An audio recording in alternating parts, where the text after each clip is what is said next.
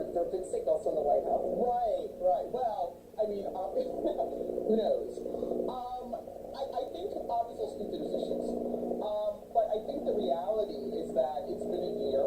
There's been no progress on those issues. And there really can't be progress on those issues when we're in an environment where we're not respecting the rule of law, we're not respecting the democratic process. You can't do these things by fiat. And so there's no path for Trump right now, or the GOP, frankly, to make progress on healthcare, on housing, on child care, senior care, etc. Lisa, I'll let you go and listen to the speeches. Thank you so much for speaking with us. I appreciate it.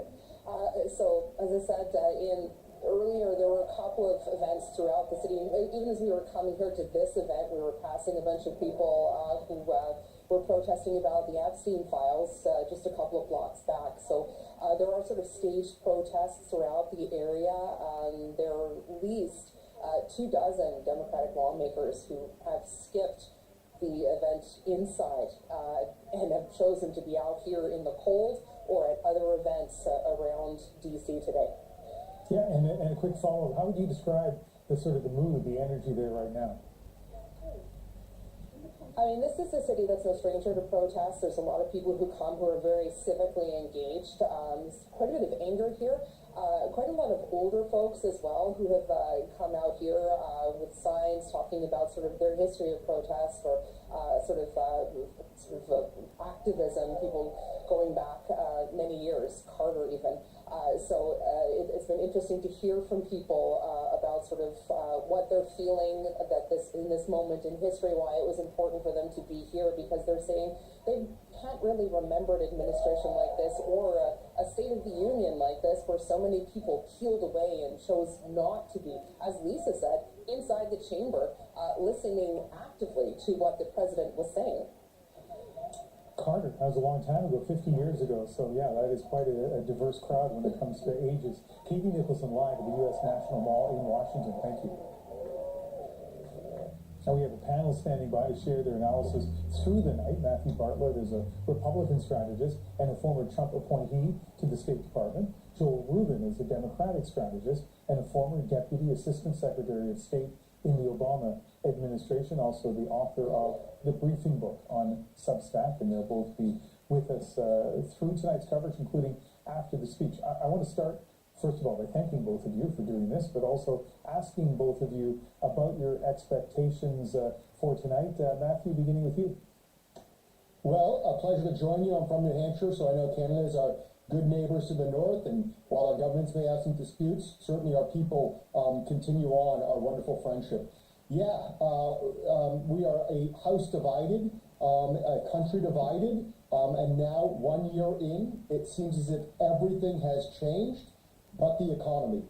So now President Trump will be heading into the State of the Union with some of his biggest strengths, not just the economy, but also immigration, now liabilities. We'll see what the speech lays out. Obviously, there's a critical domestic, international policy and politics now combined not just with his personality, but with the partisan theatrics of this speech. And Joel, what are you expecting tonight? Well, Ian, it's great to be with you with my friend Matt, and also a shout out to Canada. I spent many summers as a young man there in Ontario and love the country very much.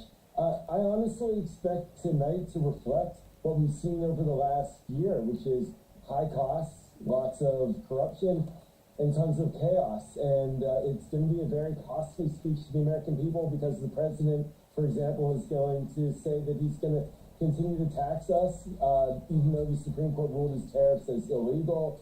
He's going to continue to be corrupt and pocket money from foreign governments and others, even though he's violating multiple statutes and the Constitution. And he's going to continue with the chaos in our streets and allow ICE agents to be masked and threaten our neighbors and our allies. Greenland comes to mind, as well as Canada. And I think we're just going to see those themes throughout the speech, and it's going to be one that is a true Donald Trump speech, just like this first year of his presidency has been. As we speak to both of you, we are occasionally looking at some live shots as people arrive to hear the State of the Union address. Matthew, You know, I listened to what Joe went through there, and strong language from him, but, you know, factually, a lot of, you know, it kind of covers a lot of stuff that's been happening. And while Trump's approval ratings have gone down, I see in a lot of polls they're still around 38, 40, sometimes 42%. What does that say about where the president is politically if there's still that many Americans, 2 out of 5, who still say that they approve of his presidency? Again, we are bitterly divided. And while Trump continues to sag in the polls, his approval rating among Republicans continues to be sky high. Again, this is a tale of two countries, if you will. A notion that we have saved our country from the previous 4 years, that we are on a road to recovery, and that there's an appreciation for a president who's present, I would say, juxtaposed to the last 4 years. So Republicans are quite happy where we are and excited about the future. Obviously, conversely, Democrats have never been so powerless, maybe arguably hopeless, certainly until the midterms maybe. But it just shows just how vastly different, you know, tens of millions of people view politics in our country, as well as this president. You know, how crazy are these times? Historically, the tariffs, which was just shot down by the Supreme Court, has been a Democratic protectionist policy, never been Republican orthodoxy. Now you have Democrats, like my good friend Joel, talking about how taxes end up being passed on to the public, and they sound like free traders and against taxes. As a conservative, I welcome much of this approach. But again, Donald Trump has turned politics upside down. Came in after winning every swing state, the popular vote, yet seems to have focused on everything but the priority around the economy. What brought you to power can easily drive you out of power. I think this speech will continue to illustrate his personality. It seems as if some of the backdrop will be on America 250, patriotism, stories from the public, but I'm not sure many minds will be changed. We are live here on CBC News Network and other CBC platforms, and in an hour from now, we'll be watching President Donald Trump as he begins his State of the Union address. Joel, this is an opportunity for Trump to outline his priorities for the year ahead. What do you see as the priorities for the American people? Yeah, you know, Ian, the priorities are to what Matt just said. The economy. Democrats have run on the word affordability over the past several months. I think that's a word that, while President Trump hates to use it, he has to acknowledge that it's a highly effective term. And in fact, in the past year, what we've seen is that independents are flocking to the Democratic side of the ledger. And so while the president is popular in his base, he's not only amongst Democrats, but also amongst independents. And that's where the votes are, and that's where the victories are, and that's where maintaining the House for Republicans lies. And so if he doesn't speak to the base, I'm sorry, not just to the base, but also to the broad middle and independent voters, his whole agenda may go up in smoke within a year. And I think that's why he has to make sure he focuses on that. I just don't know if he's going to bring any new proposals to the table that really speaks to the crunching bills that people are facing, from energy to healthcare.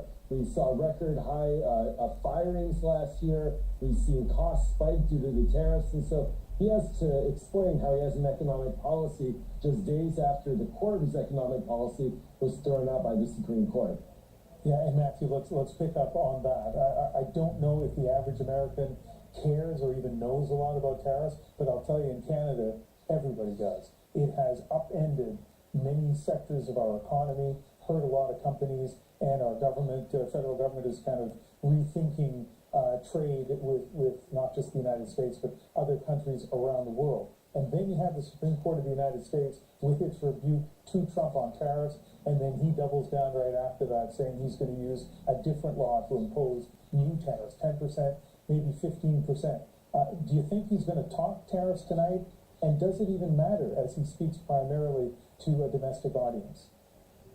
Yeah, I mean, Donald Trump has been the most inconsistent president or politician we have ever had in American politics, in history. Yet the one thing he's been consistent on is tariffs. So, you know, since the 80s, He views this as a diplomatic tool, as a trade tool, as a deficit reduction tool. And candidly speaking, the notion of tariffs has been quite popular. Again, a weird, almost bipartisan approach. It's not free trade, it's fair trade. Yet the implementation has certainly been noticed. With prices, with allies, now the Supreme Court, I would argue, has thrown the economy something of a life preserver. The president seems to be refusing and demanding an anchor. So I would expect that he will continue on this trajectory of economic populism, specifically around tariffs. But as Joel said, many of these issues, groceries, electricity, education, healthcare, these were persistent. This is what brought the Republicans back to power, yet there are no true answers in terms of remedying this. Candidly speaking, what brings down prices? Economic destruction. We do not want that. We do not want that demand to die. So it's an incredibly challenging play that now is Donald Trump's headache. The policy proposals are one thing, but how you message it. Trump is very good at messaging anger and rage. He is not good at understanding, acknowledging the economic pain. We'll see if he can do that tonight. But he's a rare bird, but I'm not sure if he can change his old dog ways. And Joel, as we've been watching people heading into getting ready for the State of the Union address, a momentous and I'm sure for some people exciting night in Washington, there are some prominent Democratic lawmakers who say they're not going to be there. There is that alternative People's State of the Union event happening at the Washington Mall. As a Democratic strategist, Joel, how do you feel about that alternative event? Yeah, you can call me old school. I don't like it. I don't like members of Congress boycotting speeches of the duly elected President of the United States. He won the election. He got the popular vote. That doesn't mean the Democrats have to like what he says, and I don't think most will. But this is a bigger than just a politician and somebody who's standing from the dais. This is about the country, and throughout all the turmoil that we've seen over the past year, we have to make sure that our elected leaders are continuing to fight to keep us together. And so I think it's a bad message to the country, and there are many different ways to broadcast dislike and anger at Donald Trump, but not showing up, I think, is a mistake.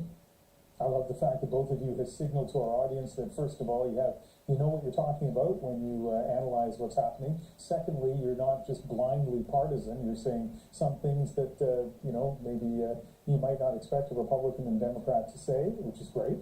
And you seem to be friends, so that's even better. We can be civil and have some really good analysis through the evening. Republican strategist Matthew Bartlett and Democratic strategist Joel Rubin will be joining me through this evening, including after the speech, to share their thoughts and analysis. Thank you, gentlemen. Pleasure. Thanks much. Let's take a look at the White House. We're expecting Donald Trump to leave for the Capitol very shortly. We've been told it's going to be a long speech tonight. He is expected to touch on his key political themes: the economy, foreign policy, tariffs. We know some of the guests we're expecting to see in the audience. Sarah will be here soon to explain why those guests are sometimes used to score political points. That's going to be after the break on CBC News Network.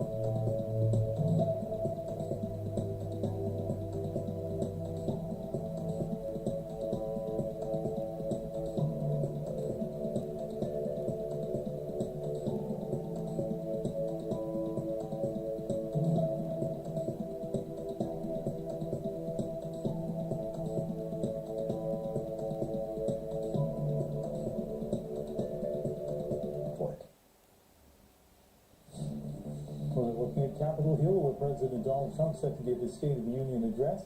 It is scheduled to start shortly after 9 p.m. Eastern, so just over an hour, or just under an hour from now. This comes as tensions between Canada and the U.S. are, as you know, high, and we do expect Trump to talk about tariffs and certainly about the economy. So let's turn to CBC's chief political correspondent, Rosemary Barton. And Rosemary, some of our viewers might be wondering, why should Canadians be following Trump's address this evening? Yeah, especially if it's going to be an awfully long one, as we expect, Ian. I mean, as we all know, anything that Donald Trump says or indicates or hints at has an effect, a direct impact potentially on Canada, indirect to say the least, and could go so far as to, shake up sort of the state of the world as it stands now. Just think about the past, 10 days or so, the things that Donald Trump has threatened or talked about. The Gordie Howe Bridge, trying to shut that down entirely, the bridge between Windsor and Detroit. He's talked obviously about tariffs.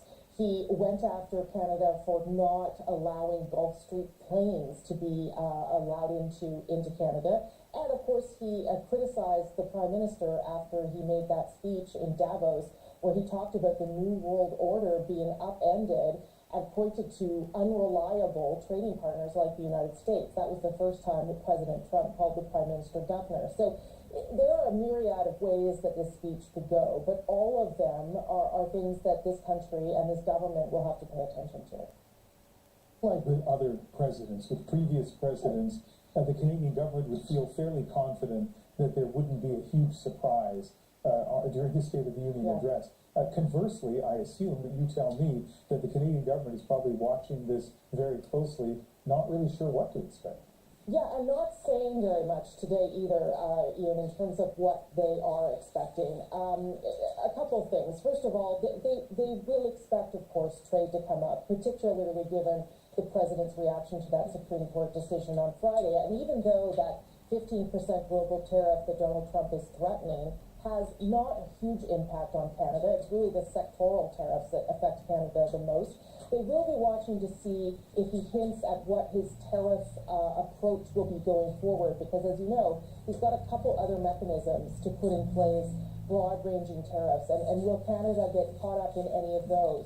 Will the president talk, Ian, about CUSMA? That review has to be done by July 1st. We heard from Dominic LeBlanc today that he plans to meet with the Trade Secretary sometime next week, but we don't really have an indication at this stage about what the president's intentions are on CUSMA. So it'll be interesting to see whether that gets mentioned.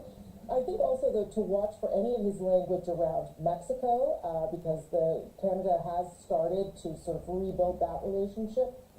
China, India, anywhere else really that Canada is focusing its attention. The Prime Minister just happens to be leaving on Thursday for a trip to India, Australia, and Japan. And that is about Canada trying to bulk up its relationship with the Indo-Pacific region, knowing that it can no longer wholly rely on the United States. So any kind of indication about how the president is going to deal with some of those countries could have a direct impact on this country as well, and the government will be listening closely to that.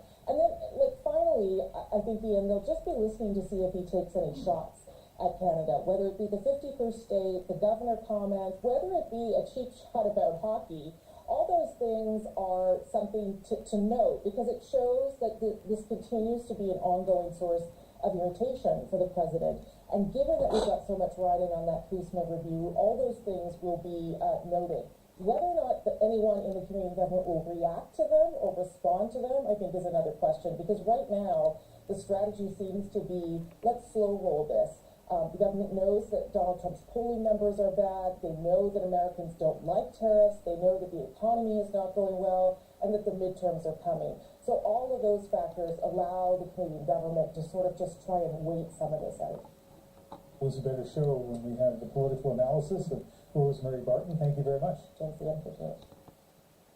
So, as we've mentioned, one of the things we'll be looking for tonight, not just the content of the speech, but who is in the audience. Both parties use this event to try to make a political point or two or three, and guests can help them do that. Sarah's been looking into this. Yeah, so in terms of what to expect, I just want to quickly pick up on what Rosemary's talking about. And we have all been talking about what will Donald Trump be saying and what points will he be referencing in the State of the Union. We do just now have a bingo card that has been called the State of the Union bingo card that has been put out by the White House. This is appearing on social media. And so it gives you an indication of probably what Donald Trump is going to be, as he phrases, he'll probably use things, themes that he will be talking about. They have put it on the bingo card. Some of these points are pretty derogatory toward the Democrats, but other of them talk about the First Lady appearing more beautiful or more stunning than anyone else in the gallery, that the Secretary of State, Marco Rubio, may be getting another job, as well as a number of phrases you could possibly expect to hear from the president. Clean, beautiful coal, economy is so hot, we were a dead country, America is back. As well, one of these points here, President will fist bump the crowd, score you a point. Down the bottom left here, you've got after Olympic hockey loss, Canada becomes 51st state. So to Rosemary's point, the White House is putting this out. I think it's an indication of what might be in that speech. The other thing that the White House has put out is a short guest list so far. They're keeping a lot of the Easter eggs for the speech, so we don't know who all the guests will be, but among the list, Erica Kirk, the widow of right-wing activist Charlie Kirk, expected to be there. And then there's the U.S. men's and women's Olympic hockey teams. We know that they were invited. We know that for the men, that a small group has already arrived to the White House from that team. That Donald Trump as well had invited them when they were in the locker room just post that game. And there is on social media a clip of that moment. I'll play a little bit of that. You guys, and we have to, I must tell you, we have to bring the women's team. Did you know that? I do believe I probably would be impeached, okay? Yes, we heard already talked about being possibly impeached if he didn't invite the women. So women were invited, and famously they have said that they can't make it because they're going to be busy with other things.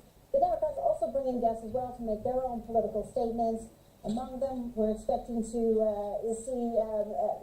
Epstein accusers in the crowd, as well as those who have been victims of recent immigration enforcement, and as well the House Speaker Mike Johnson. He has invited maybe the only Canadian, and I heard Paul talking about this, but this is astronaut Johnny Hansen, because of course they were supposed to be in quarantine right now. That's not happening, and so the NASA astronauts are expected to be there. Yeah, by the way, this is the door of the White House. We're expecting President Trump to be going through this doorway very soon, heading to the Capitol. I still think there's some serious issues here tonight, obviously, about the economy, potentially about tariffs, the Epstein survivors, but so irritating to see on that bingo card the reference to the gold medal game. It's going to bother a lot of Canadians. And I think that's the point. Yeah, I think that is the point. I just want to pause for a second as well. I guess our audience will see as we see if the president walks through that door while we're on here. But let me just ask you about this practice of bringing guests. A lot of people will assume this has always been the case during the State of the Union, but it hasn't. As far as I can tell, no, it hasn't. But it became a thing in 1982.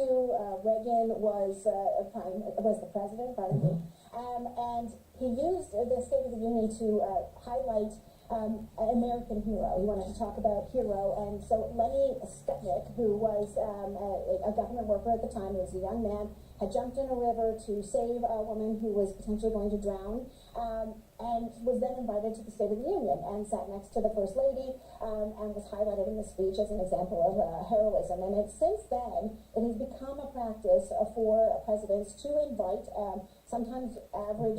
And we're just, our producer mentioning that there is the president now, as he's leaving the White House and making a short drive, though very well protected, to the Capitol, and he will be giving that. His speech is expected to start in about 50 minutes, right? A little bit after 9 o'clock Eastern. And the other thing, Sarah, we've been warning our audience, because the White House has made it clear this will be a long speech. Some people are saying it could be as long as 3 hours. So I don't know if the people who are watching now have the stamina to go through and watch all of that, but I would say that not only can you do that here on CBC News Network and other platforms, but also we will have analysis for you right after the speech. So, you know, if you're finishing dinner or whatever you happen to be doing at that point, and you want to flip on towards the end of the speech, our panel, our correspondents will be able to give you more on this. And And throughout the speech on our live page, we will be updating, fact-checking, pointing out highlights within so you can follow along and read. If you're not playing the bingo card, you can read along on CBC's live page. I'll just finish what I was saying before that, but in terms of the guests, if you follow these State of the Union addresses closely, you'll know that sometimes when these guests arrive, they're referred to as Skutniks, and that's the reason why. It's the last name, Lenny Skutnik, the first of the invited guests under Robin Reagan. I had no idea until this moment, and I love it when I learn something chatting with you, Sarah. Thank you very much. Yeah. Katie Simpson is a key part of our coverage, and she'll be joining us from inside the Capitol building over the course of the evening. And Katie, let me ask you the question I've asked Paul and I've asked our panel. What are some of the expectations for tonight? Well, things are really close to getting underway. A huge procession just made its way past basically the media gauntlet where all of the reporters and the camera crews are all set up. It was led by Vice President J.D. Vance, and then we saw senior members of the Senate, followed by members of the Senate as well. We're starting to see, I believe, some members of Congress now they're sort of just stuck making their way into the room where they're going to be taking their seats and getting ready for the main event tonight. Donald Trump is going to have one of the largest audiences likely he's going to have all year to make his case to American voters in an election year to continue to vote for Republicans so that it's easier for him to pass his agenda after that midterm mark. Right now, the Republicans have control of the Senate and the House, and Donald Trump wants to keep that in order to be able to continue to pursue his agenda. It's largely expected to be a message about the economy. There is a cost of living crisis in the United States right now, though there have been some changes over the course of Trump's return to office. Gas prices are lower, stock markets have reached record highs, but a lot of grocery prices, housing prices, rent prices, they are still very challenging for many Americans. And even if some of the bigger numbers might be looking really good, it doesn't necessarily resonate with people. So expect Donald Trump to speak about that kind of thing. And then foreign policy. Is he going to talk about next steps in Iran, where the negotiations continue over Iran's nuclear program? Is the U.S. considering additional strikes on Iranian nuclear targets? Those kinds of things. We spoke with Republican Congressman Mike Lawler just a short time ago to get a little insight into what he's expecting and some of the people he'll be looking for in the crowd tonight. Border security, criminal alien deportations, but I also think it needs to address the larger issue of immigration and how we tackle that expensive. So I think there's a lot that the president's going to touch on tonight. I also think I'm hopeful he will really present a hopeful, optimistic message to the American people. I think having the USA men's hockey team here tonight is something that should hopefully unify everybody and bring folks together. We've spoken to quite a few Republican lawmakers tonight about their expectations, and so many have said they're hoping to hear a message of optimism about life in America right now. But we have to remember, we have seen Donald Trump make these kinds of speeches before, and we know that he often goes on the offensive. He'll attack his predecessors. That is something that many people are expecting. He might attack the Supreme Court justices who are going to be in the room angry about that tariff decision against his tariff agenda. And he could go after his political opponents. That's not something that necessarily would be surprising at this point in Trump's political experience. We are looking live right now as the vice president, and some feel maybe the nominee in the next presidential election, J.D. Vance, heading in there. So a lot of the people that we would expect in the chamber tonight, but perhaps some empty seats, Katie. Yeah, so some Democrats are boycotting tonight's speech. They are frustrated with Trump's agenda, and they are, instead of protesting in the chamber, they're participating in events outside of Capitol Hill. So that's one aspect to things. We're also going to see some guests that sort of signal priorities not just for Republicans. Donald Trump inviting Erica Kirk, the widow of Charlie Kirk. There are some other guests who have been invited as well, but also Democrats bringing guests to this speech too, and that includes some of the survivors of the Epstein sex trafficking ring. Some will be in the room tonight. As we have heard from both Republicans and Democrats, they are frustrated with the way the Trump administration has handled the release of documents related to the Epstein file. So those are some of the things we should be looking for. as this speech gets underway. But earlier tonight, we spoke with Senator Tim Kaine. He's a Democrat. He's from Virginia. He's actually very familiar with the Canada-U.S. file and is very strongly against tariffs. During a conversation earlier tonight, an interview earlier tonight, we asked him, for Canadians looking in at this moment in America, when things are changing so quickly, when the norms and guardrails are sort of being pushed up against, I asked him to describe what it's like to be an American, particularly a lawmaker that's up close to it in this moment.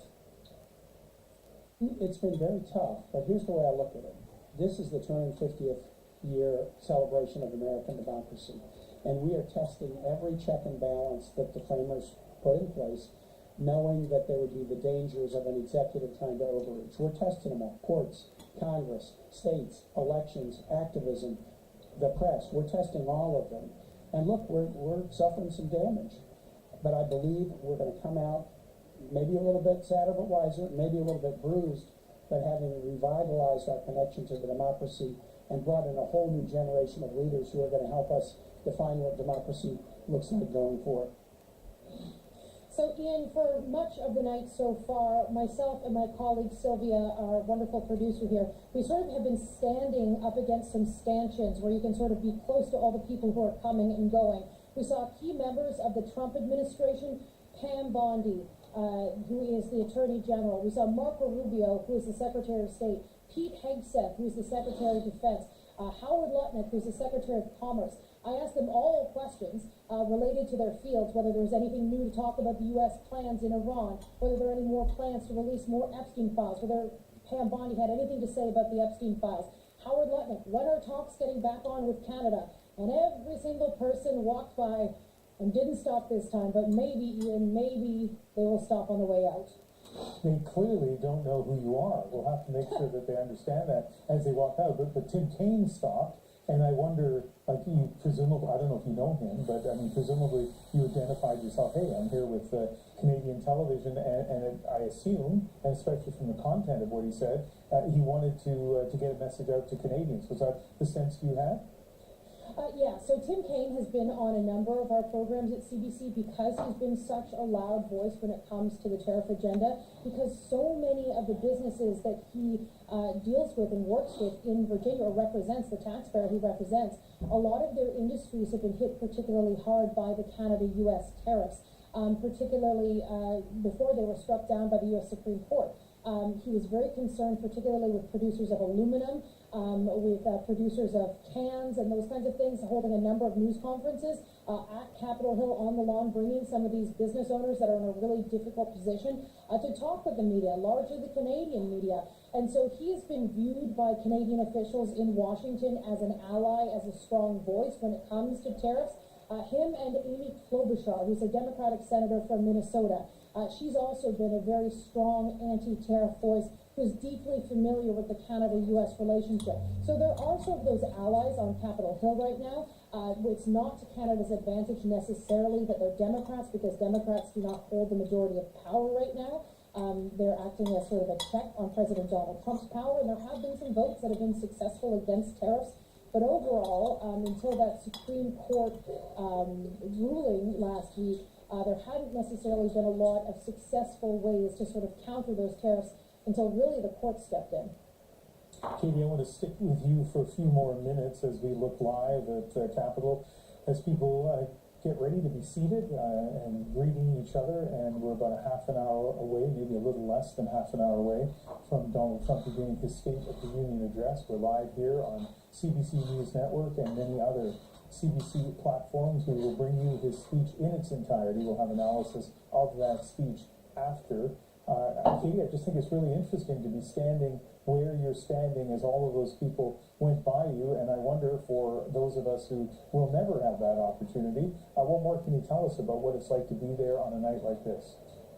Well, when it comes to American politics, I think I've said this a couple of times, like it really doesn't get bigger than this. And even though, this moment in America in politics, it's incredibly volatile, it's deeply divisive, And we're going to see that likely tonight with some of the Democrats not showing up, with some of the Republicans extremely excited, with zero criticism, some of them, not all of them, some of them, of President Donald Trump and his agenda. But we're in this room with its marble floors and its huge statues, and you really are reminded that this is a moment in history. And as a Canadian, you don't ever think you're going to sort of be in these spaces. Ian, one thing that's super interesting that, you know, is just by chance is that where we're actually set up right here, Ian, we can't really move. It's all full of media organizations. We all got our own little sliver here. And there's a plaque on the ground to mark where Abraham Lincoln's desk used to be when he was a member of the House. This used to be the House. And when he was here for 2 years as a member of the House, his desk was like right where I'm pointing. His desk was right there. We can't move. I can't show you. So, but it's just trust me, it's over here. But it's those kinds of things that remind you that this is a moment. This is a very volatile moment in American history.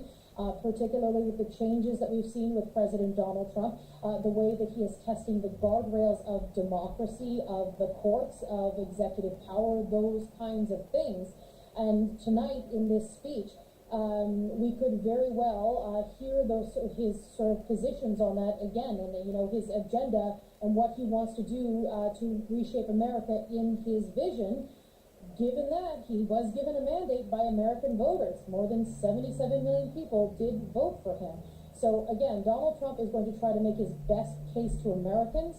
It is a very volatile year. It's a word I keep using over and over and over again because it just is. And we're going to get a preview as to what we are going to probably hear from Republicans for the rest of this election campaign year when those midterms take place in November. And Donald Trump's motorcade has arrived at the Capitol, so we will be seeing him soon as he walks in, as he gets ready for his speech. Katie, thank you so much, and we will check back with you before that speech begins. Diplomats and politicians around the world are going to be watching the speech tonight, seeing how this could affect foreign relations. And Canada certainly has not been immune to Trump's changes in foreign policy. So what are Canadians watching for? Bob Rae is a former Canadian ambassador to the United Nations, obviously a longtime politician in Ontario and nationally, and he joins us now.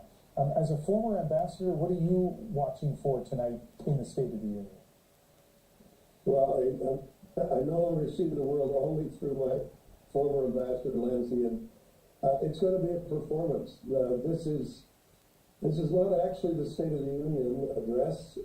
This is the Donald Trump show. And he's a performer. He'll be offensive. He'll be self-defensive. He'll be all over the place. It'll be interesting to see how he can stick to a script or to what extent he just lets it fly. And if he does, it's a high-risk performance for him because a lot of his approaches, a lot of his anger and frustration is not going over well with, certainly with allies. It's not going over well, I think, with a large chunk of the American public opinion. So it's an important night for him to try to get things back on some kind of a track. But I gotta say, it's not, I don't look at this as sort of a traditional address where you're giving advice to someone to say, you know, remember this, remember that. He's up there, he's on the trapeze by himself. We'll just see what happens. Yeah, he may be up there on the trapeze by himself, Bob, but he is the president of the United States, and obviously a lot of power comes with that. You've been a provincial premier in Ontario, you've been a federal cabinet minister, you've been Canada's ambassador to the UN, and I just wonder, what do you think is happening in government offices in Canada as this speech is about to begin? I assume that a lot of bureaucrats and politicians are watching closely and maybe even nervously. But you tell me. Well, I don't think there's any reason to be nervous. We know what he's like when he lets loose, and I think people will obviously be watching. But at the same time, people are going to be continuing to try to assess how can we work best with others in the United States and in other countries to try to deal with what Katie has referred to as the volatility which is the polite word, chaos would be another word, that we're seeing from the White House. He's going to try to right the ship, to remind people about the things that he's done that he thinks have been good and that seem to appeal to his base. But at the same time, the attack on the Supreme Court last week was troubling because it showed that the level of anger can sometimes take him into places that don't help either him, the United States, his credibility, or a sense of what is actually going to happen that will make it possible for people to come to rational agreements with the President of the United States. Yes, he is the President, but he's also Donald Trump, and we're going to see to what extent he speaks like a president or to what extent he just speaks like Donald Trump. We're just going to have to see how that goes. Every country in the world is looking at this and then trying to assess how do we manage through the volatility. To what extent does he try to offset that volatility with some attempts to right the ship? Because right now the ship is not actually in great shape. We are speaking live with Bob Rae, the former Canadian ambassador to the UN, and those who are watching on CBC News Network now can see that super that we just had up, that Bob is in Scarborough, in Trinidad and Tobago. So I know it's a bit off topic, but I do need to ask you quickly. I assume you're vacationing down there? Not entirely.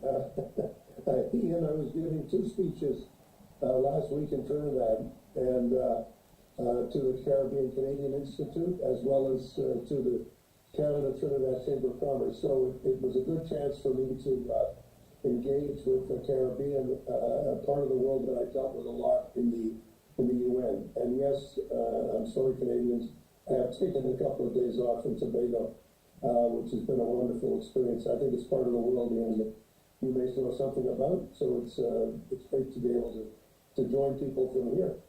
Yeah, I was born in Trinidad, though my family moved to Canada when I was very young, but certainly have very fond or close connections to family and others in Trinidad. So good for you for being there, and you have agreed to stick with us, and we'll be speaking to you a little bit later on in our coverage. Bob Rae, former Canadian ambassador to the United Nations. Thank you very much. Thanks, Ian. Good to talk to you. Okay, let's go back to Katie Simpson inside the Capitol building. And Katie, what are you seeing now? Well, everyone's getting ready. It's the excited chit-chat before the president is going to enter the room and sort of walk down the line and shake some hands, as traditionally we have seen. And then it's going to be time for Donald Trump to deliver that speech, and sort of leading into something that, Ambassador Rae, former Ambassador Rae, had to say there. Is Donald Trump going to deliver a speech where he sounds presidential, or is Donald Trump going to deliver a speech that sounds like Donald Trump? Time after time after time again, we do see Donald Trump lean into who he is as a communicator. And when you talk to Republicans on their way in, they keep talking about how they hope to hear a message of optimism about a brighter future for America and about economic responsibility, because they hope that will resonate with voters in this midterm election year. But there is sort of a sense among some Republicans we spoke with, including Mike Lawler, he's a Republican from New York, and he was asked, do you think Donald Trump is going to go after the Supreme Court justices who ruled against his administration when it came to his tariff agenda? And Mike Lawler laughed. Well, what do you think? Because we have seen time and time again Donald Trump go on the offensive, criticize and attack those who disagree with him. From last week alone, it was Supreme Court justices. Week before that, it was Olympic athletes that sort of had thoughts that were not in line with his political view about, sensitive issues in America, those kinds of things. And so do not be surprised if that is sort of the tone and tack Donald Trump takes in this speech, because we have seen it time and time again. There will be a prepared speech, but Donald Trump, again, he is known to not follow that speech, to sort of riff and sort of take things in different directions. He calls it the weave, when he sort of starts on one topic, switches to another topic, and then basically comes back to that topic in sometimes circular, sometimes not. So those are the things that we are used to. Donald Trump is on camera in the United States almost every day, not quite every day, but he speaks for long periods of time. He routinely goes on the attack, and yes, this is a prepared speech, and yes, this is a primetime audience, and it's a bigger audience than he typically gets. But if there's one thing we've seen from Donald Trump is that he's going to do what he wants to do, and he's going to be himself.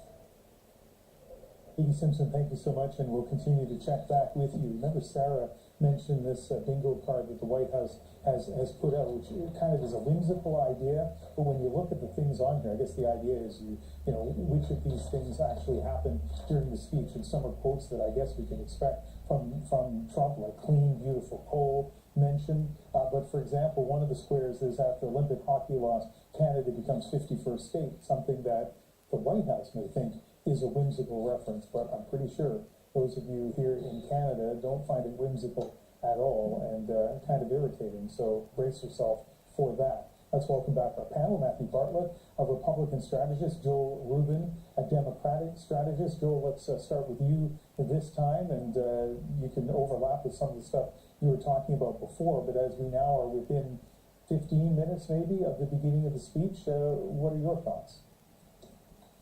Well, Ian, frankly, these speeches, sometimes we overstate their importance or even their value to the speaker. I remember back in early 2024, Joe Biden did a great job at his State of the Union speech, and then months later, we saw the collapse of his candidacy to run again and his presidency overall. So I don't want to overstate the value and the importance of these speeches, but I do think it's a very important signal to the electorate about who they should be thinking about voting for in November.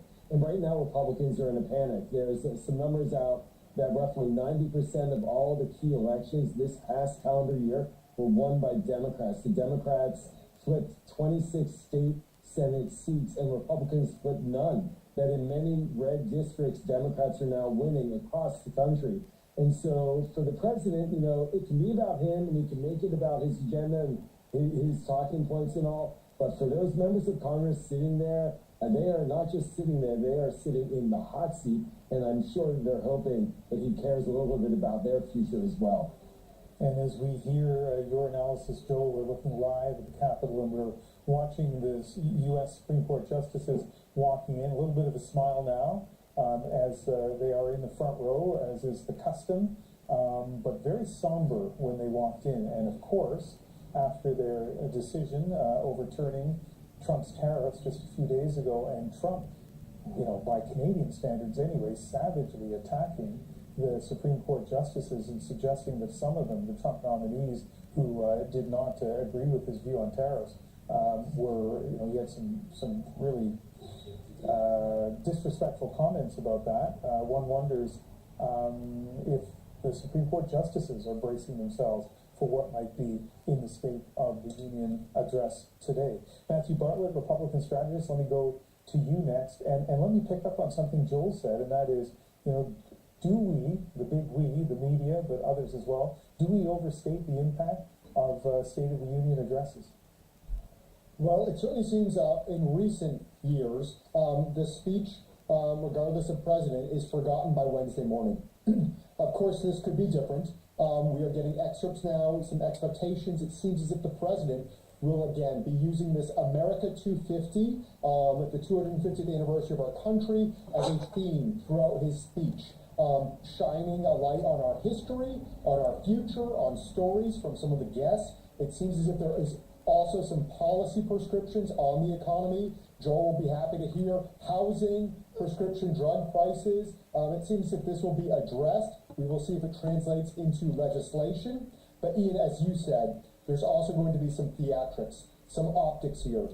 Many of the Dems, over 72 Democrats, will not be president. You could see something of an empty chamber. You could see some Democrats speak out. You could see the president name and address the Supreme Court justices that he's quite upset with, to put it mildly. So again, the stakes are very high here.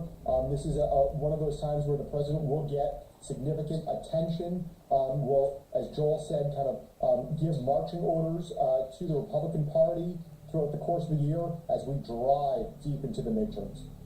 Yeah, and as we continue to look live at people who are in the audience and getting ready for. It's interesting to look at the faces, right? And just, I mean, they're just random moments where we catch faces of people, but some very somber, some relaxed, some happy, some taking selfies, and we are very close to the beginning of the speech by the president, and I would say that based on the reaction, I see, the First Lady being introduced and entering, and presumably the president will be coming in here very soon. And as we continue to take these live pictures and get ready for the speech, a reminder to our audience that we are going to bring you on CBC News Network and other CBC platforms the speech live in its entirety, and then we'll have more analysis afterwards. I'm going to ask Joel, you this question first, but then Matthew as well. When you give a speech that's, you know, could be more than 2 hours long, could even be 3 hours long. That's kind of the warning that the president gave. I doubt many people have the stamina. Oh, here we go. I think maybe the president is about to enter. And, okay, Marco Rubio coming in, the Secretary of State, walking in there. When you give a speech that's that long, you know, presumably not a lot of people are going to be watching the entire thing. Joel, do you think these speeches are written, in the old days it would have been with sound bites in mind? Do you think they're written now with social media moments in mind? Oh, without a doubt. And, you know, the thing about the speech, the cadence of it, for Donald Trump, he seems very awkward when he reads off the teleprompter. And so I think he's going to want to ad-lib, and it's going to be very interesting to gauge, is he really meandering and doing the weave? Is he sticking to the script? But certainly the visuals are going to be key. That was started by Ronald Reagan, President Reagan, who first really figured out how to use the visuals pointing up to the audience and talking about American heroes. And so, yeah, I think President Trump, if there's one expertise he has above all else, it's the expertise of flair. He knows how to capture the American mind. He's been doing it for decades. I would not be at all surprised if he does it again quite a lot tonight. But if it's a few hours long, I have a feeling a lot of people in the chamber might actually be asleep by that point. Matthew, you're a Republican. You are a Republican strategist. If you had Trump's ear tonight, what would your advice be to him? Oh gosh, why offer advice that any other Republican would offer and and Trump would reject? He is a rare bird. He is going to continue to do the Trump show the better part of a decade now. I remember in the 90s, Bill Clinton gave a 90-minute, unprecedented State of the Union. It was laughed at. In fact, so much so that he brought out an alarm clock timer the next day, kind of poking fun of it himself. Now, President Trump, 2.5 hours, maybe 3. It seems as if he's intent on shattering the record. Of course, the record was set by him last year. So yes, this is going to be potential of a circus atmosphere. It could potentially have a Coliseum atmosphere. Tensions are high, stakes are high, but this is, you know, a massive moment yet again in American politics. Matthew, for the benefit of our Canadian audience, I feel like maybe in the Clinton years, certainly before that, you would have ABC, NBC, CBS as the main places where the speech would be covered, and there'd be a lot of similarity in their coverage just because they had kind of, you know, similar news judgment. Now, I feel like, but Matthew, you tell me, I feel like, you know, Fox and conservative social media and Newsmax will have one version of the speech that they'll be reporting tonight and tomorrow. MS Now, maybe CNN, and some more left of center or centrist social media will have a different view. Is that kind of how it plays out in the States now? Yes, increasingly our politics have become divided. So too has our media. And yes, as you said, in the 90s, people would huddle by the TV. Now, so many people will be viewing this speech or clips of this speech on their phone through lenses of news outlets that are much more even activist than journalist. And again, this is why sometimes you go to work or you go to the gas station, the coffee shop, and you're just dismayed at what you've heard, yet the person who lives next to you is over the moon. It's almost, again, not even two different political parties. Sometimes it feels like two different species. So yes, unfortunately that will continue on. Yet again, the nation will carry on. As we wait for President Trump to enter the Capitol and as we wait for the beginning of the speech, which might be as little as 10 minutes away. We continue to talk to our political strategist here, and Joel, I'm going to actually ask both of you this, but I'll start, Joel, with you. If indeed, and I think that's the sense I have, is exactly what Matthew said, that you have this divided America, and you have people who, will look at the speech in two very different ways, and will look at coverage, which will give them two very different views. I assume, though, that there is a group, maybe they're the independents, maybe they're the undecideds, maybe they're the soft supporters of each of the party. But Joel, I assume there is a group out there that could switch their allegiance, and those are the people that the president needs to be really concerned about. Yeah, Ian, I mean, these are the up for grabs people who are oftentimes the undecideds who break at the last minute.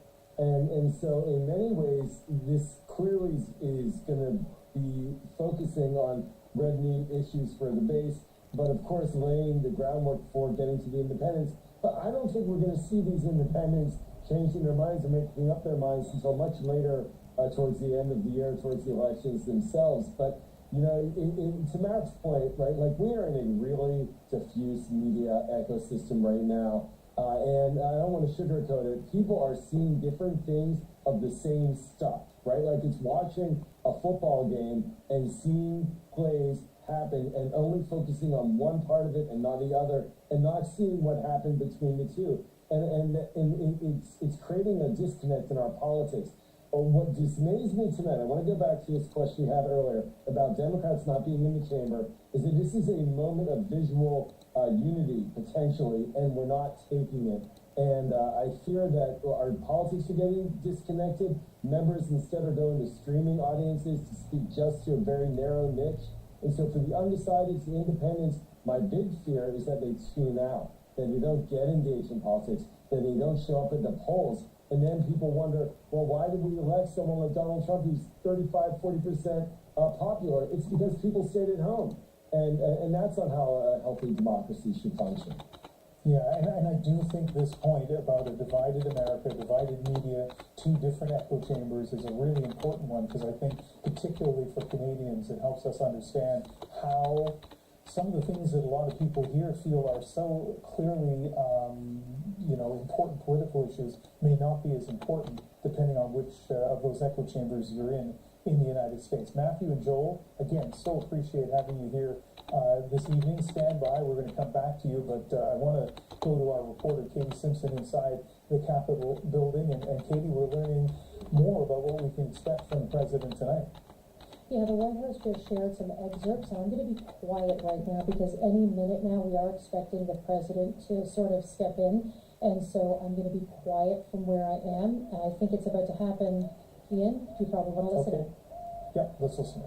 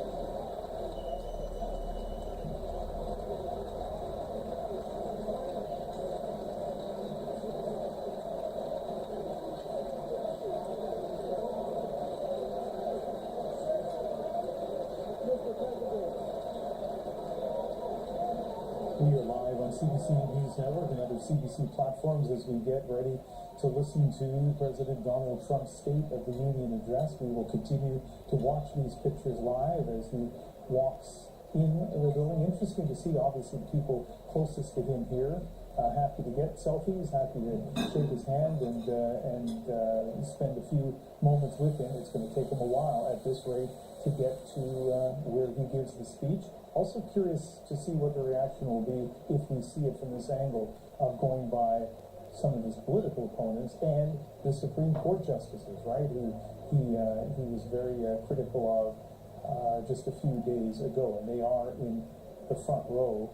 He might be passing them fairly soon. So we will continue to, oh, there we go now. Now he's going past the Supreme Court justices and exchanging pretty formal handshakes.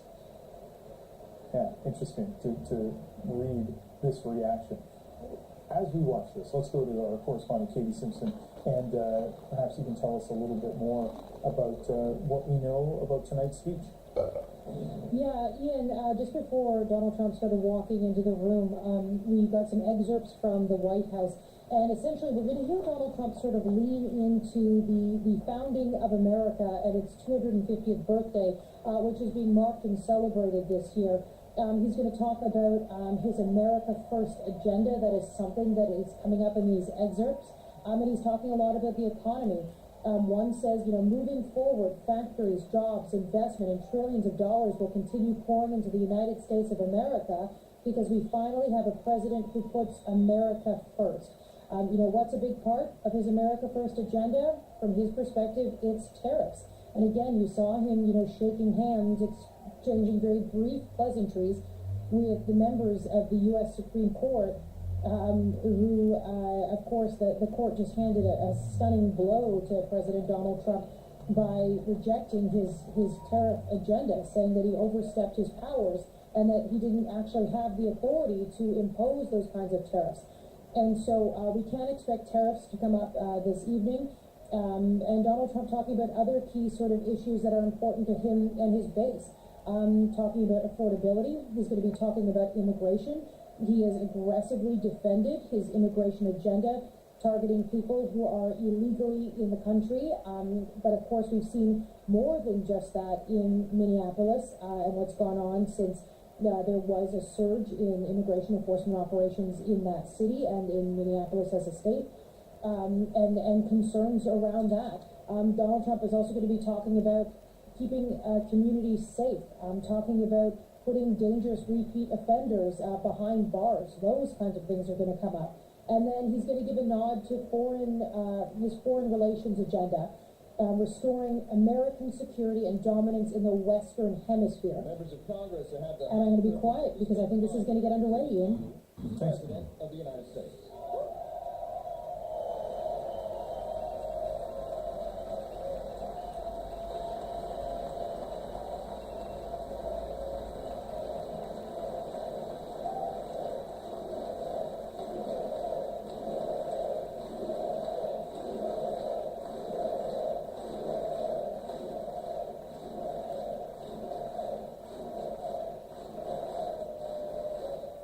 Well, thank you very much, everybody. It's really an honor.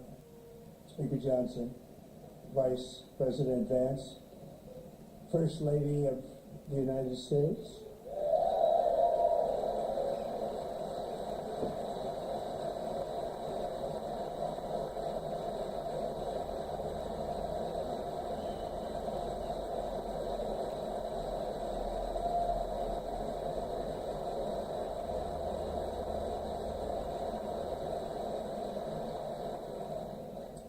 Second Lady of the United States.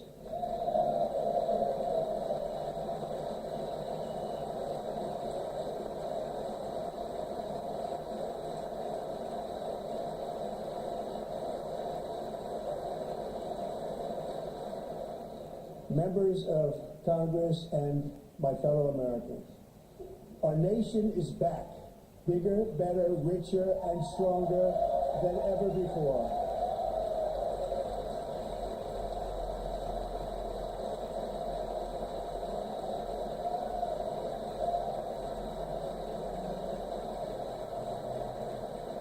less than 5 months from now, our country will celebrate an epic milestone in American history, the 250th anniversary of our glorious American independence.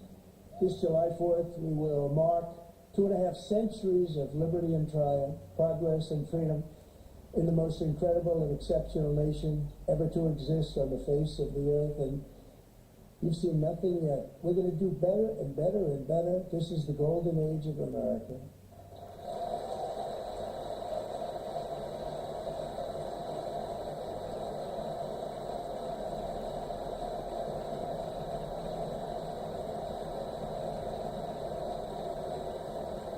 When I last spoke in this chamber 12 months ago, I had just inherited a nation in crisis with a stagnant economy, inflation at record levels, a wide open border, horrendous recruitment for military and police, rampant crime at home, and wars and chaos all over the world. But tonight, after just 1 year, I can say with dignity and pride that we have achieved a transformation like no one has ever seen before, and a turnaround for the ages. It is indeed a turnaround for the ages.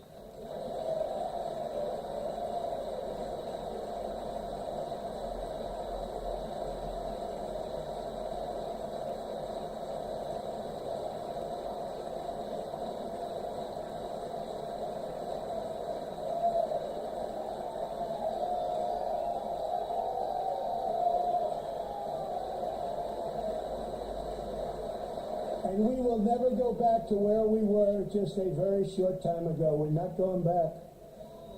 Today our border is secure.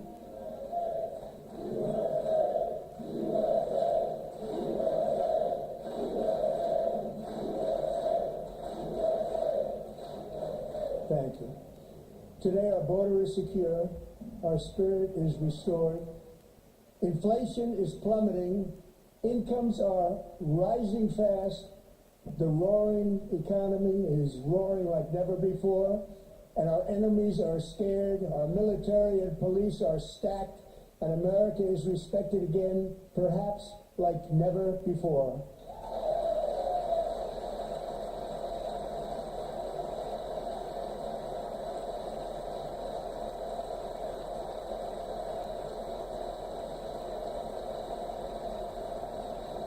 After 4 years, in which millions and millions of illegal aliens poured across our borders, totally unvetted and unchecked, we now have the strongest and most secure border in American history by far.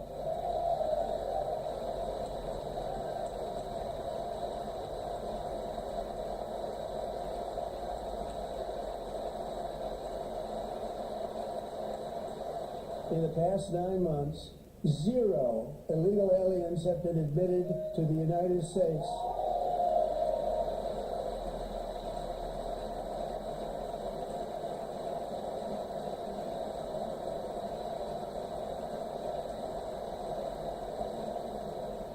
But we will always allow people to come in legally, people that will love our country and will work hard to maintain our country.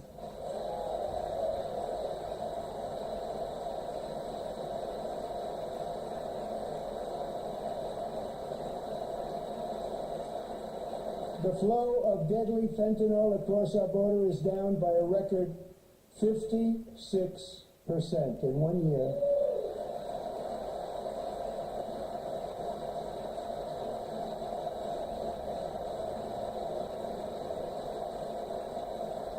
And last year, the murder rate saw its single largest decline in recorded history. This is the biggest decline, think of it, in recorded history, the lowest number in over 125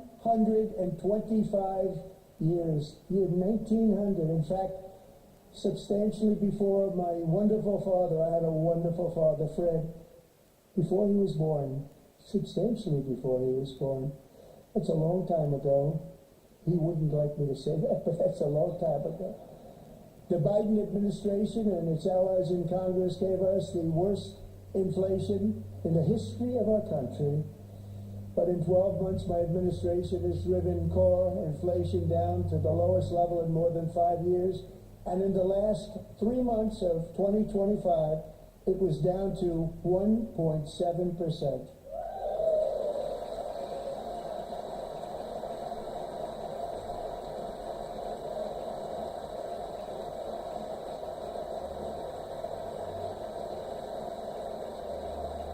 Gasoline, which reached a peak of over $6 a gallon in some states under my predecessor, it was quite honestly a disaster, is now below $2.30 a gallon in most states, and in some places $1.99 a gallon. And when I visited the great state of Iowa just a few weeks ago, I even saw $1.85 a gallon for gasoline.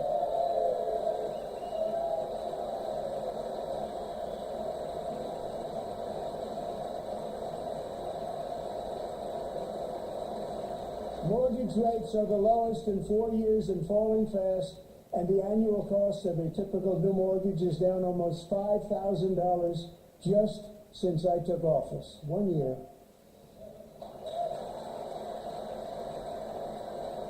And low interest rates will solve the Biden-created housing problem while at the same time protecting the values of those people who already own a house that really feel rich for the first time in their lives. We want to protect those values. We want to keep those values up. We're going to do both.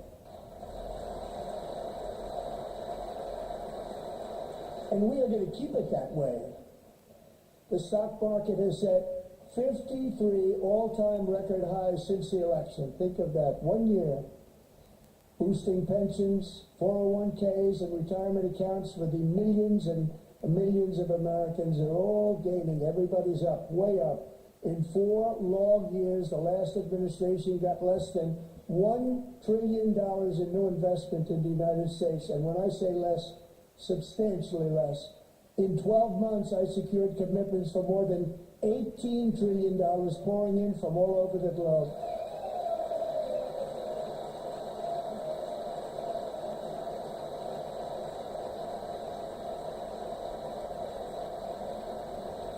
Think of it, much less than $1 trillion for 4 years versus much more than $18 trillion for 1 year. What a difference a president makes. A short time ago, we were a dead country. Now we are the hottest country anywhere in the world, the hottest.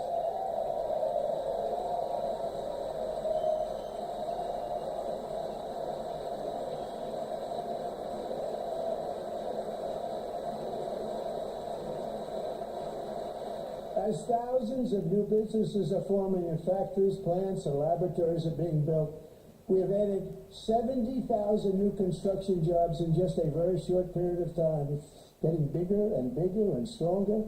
Nobody can believe what they're watching. American oil production is up by more than 600,000 barrels a day, and we just received from our new friend and partner, Venezuela, more than 80 million barrels of oil.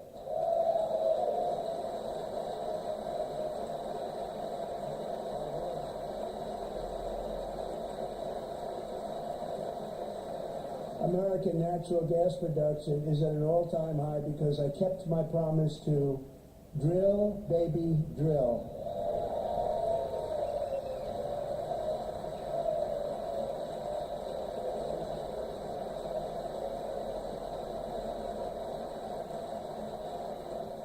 More Americans are working today than at any time in the history of our country. Think about that. Any time in the history of our country, more working today.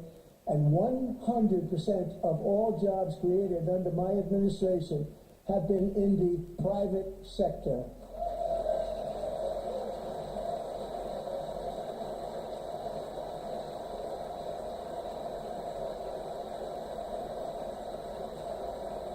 We ended DEI in America.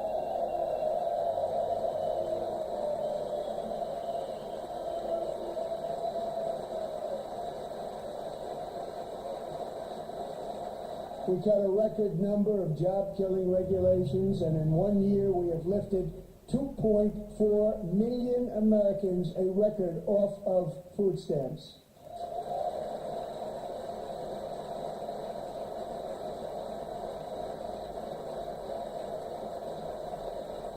And for all of these reasons, I say tonight, members of Congress, the state of our union is strong.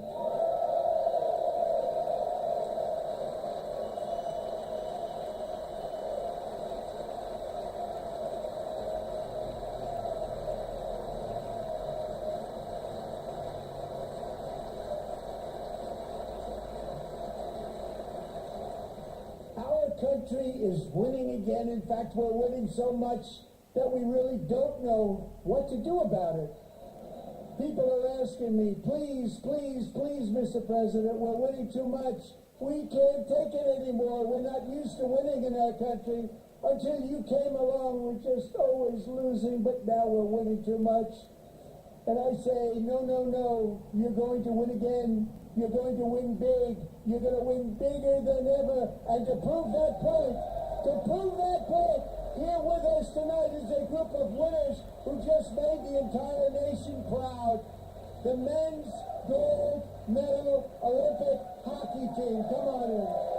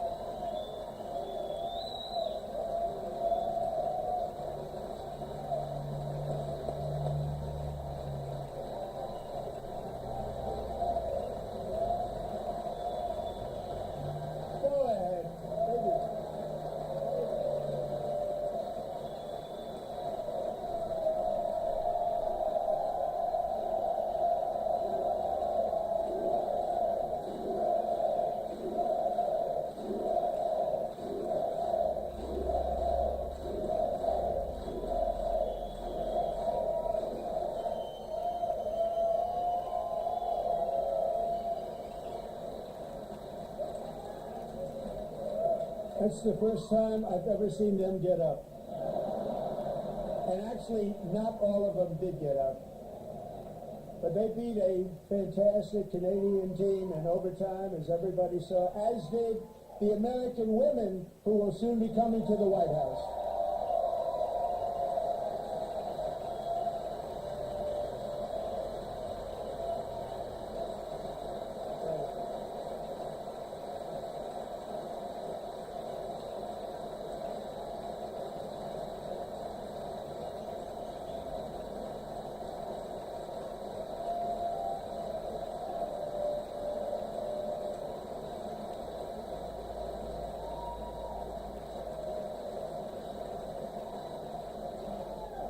They were in the Oval Office before, and I just want to say a second very big congratulations to Team USA. But I have to say that, and I told them this, and we took a vote of the team. I said, anybody votes no, I'm not doing it. So they stood there, and they weren't about to say no, because I've never seen a goaltender play as well as goalie Connor Hellebuyck.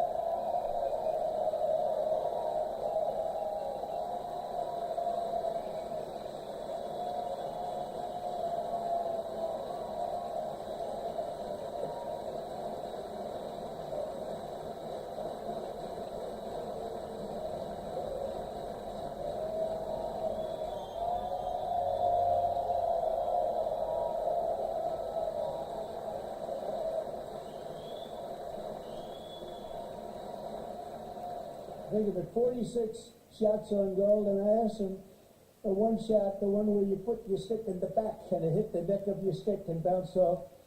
You practiced that, or was that an electric? He refused to answer that question.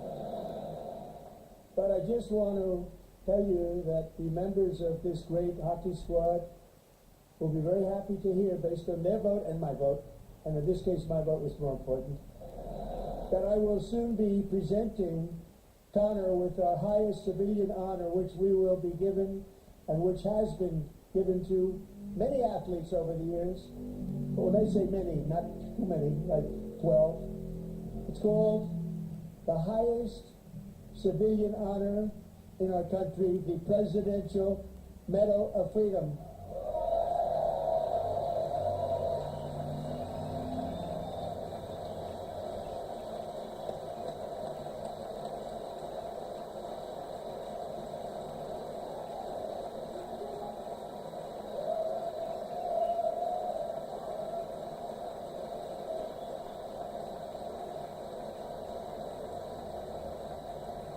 Great athletes have gotten that, very great, the best, and I thought he deserved it. And I did take a vote, every single one of them. I said, I'm not giving it if anybody goes no, and every single one of them rapidly put up their hand. So I want to thank you all. What a special job you did. What special champions you are. Thank you very much.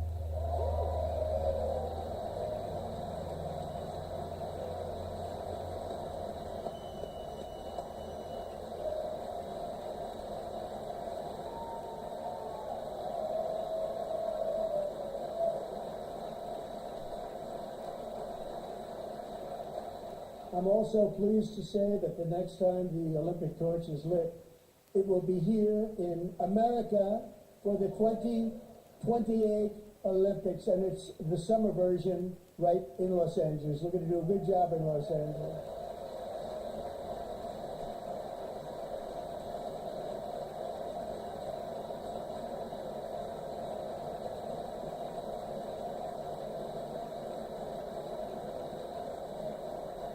And Los Angeles is going to be safe, just like Washington, D.C. is now one of the safest cities in the country.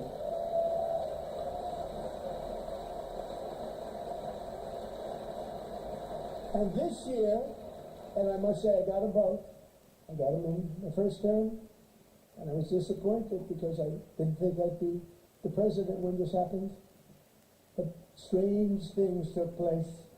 And now I've got them because I got the Olympics and I got the 2026 FIFA World Cup. And I wanted to claim the 250th, but I didn't get away with that one. I couldn't claim that one for myself. But we're getting the World Cup, so we have the World Cup and the Olympics coming, and that is exciting news.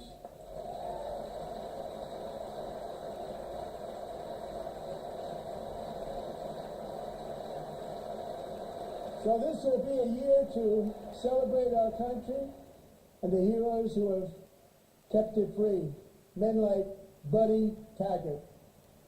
At age 17, Buddy volunteered to defend America in World War II, serving in the Pacific under the great General Douglas MacArthur. He fought bravely in the famous Battle of Manila, worked so hard. He was badly wounded and almost killed by enemy machine guns in Luzon. And 81 years ago this month, he liberated the largest internment camp in the Philippines, one of the largest anywhere in the world. But he earned many honors, including a Purple Heart and a Bronze Star, came home, started a family, and tonight he is in the gallery looking forward to July 4th, 2026, his 100th birthday.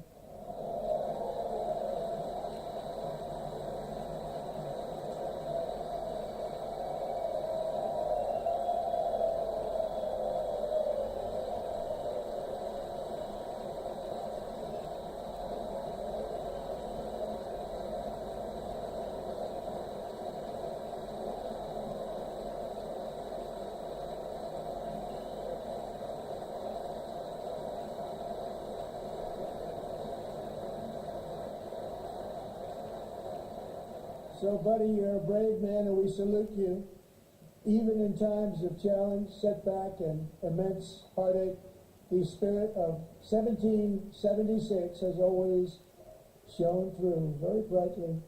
It was July 4th of last year when floodwaters tore through a girls' summer camp in Central Texas. One of the worst things I've ever seen. I was there, rising 26 feet in the Matter of minutes, tragically claiming many, many lives. You all remember that one. As the waters threatened to sweep her away, 11-year-old Millie Kate McClelland closed her eyes and prayed to God. She thought she was going to die. Those prayers were answered when Coast Guard rescue swimmer Scott Ruskin descended from a helicopter above. Nobody knew where he came from. It was Scott's first ever rescue mission. Young guy, very brave, very, very top, always top in his class. And he lifted not just Billy Kate, but 164 others to safety.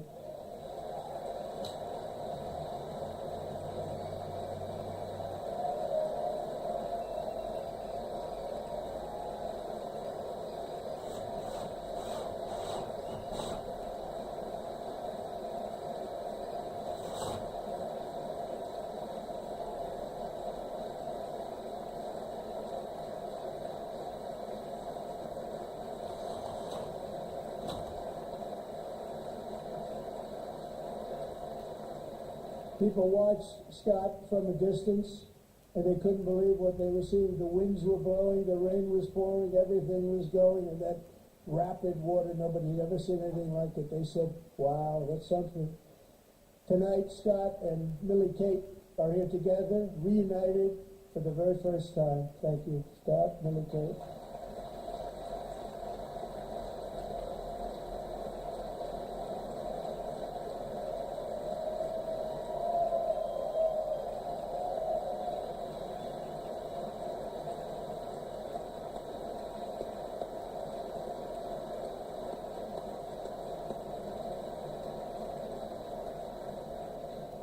And Petty Officer Ruskin, I'm pleased to inform you that I am now awarding you the Legion of Merit for extraordinary heroism, which is what it was, extraordinary heroism. Thank you.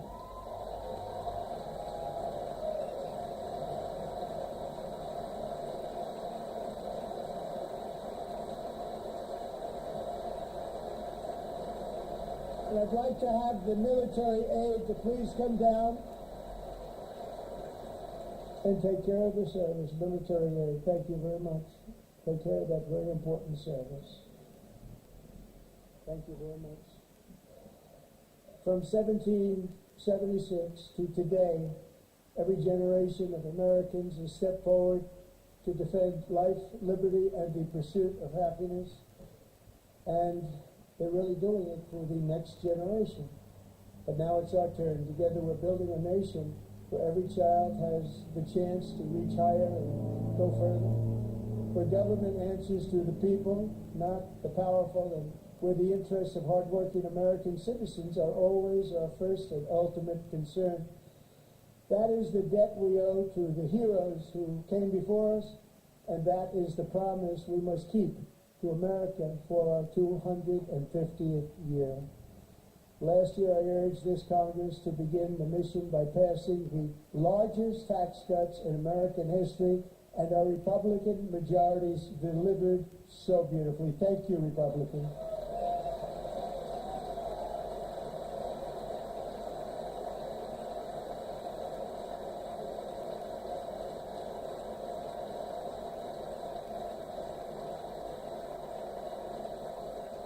All Democrats, every single one of them, voted against these really important and very necessary massive tax cuts.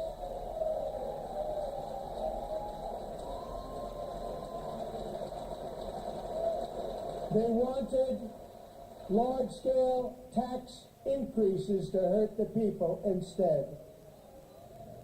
But we held strong, and with the great, big, beautiful bill, we gave you no tax on tips, no tax on overtime, and no tax on Social Security for our great seniors.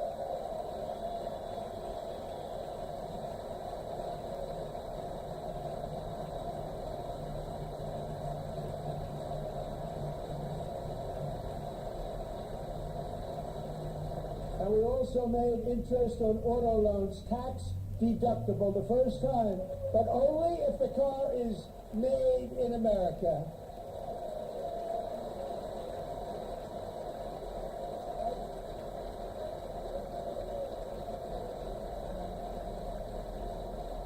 Recently in Pennsylvania, I met Megan Hemhauser, a devoted mom who's homeschools her children, beautiful, 2 children, during the day while waiting tables at night as her husband works overtime, operating very heavy equipment. Megan is here this evening and she's happy to tell you that she is so much richer because with no tax on tips, no tax on overtime, and her expanded child tax credit done again by Republicans, Megan and her husband will take home more than $5,000 extra just for the year, cutting her tax bill in more than half.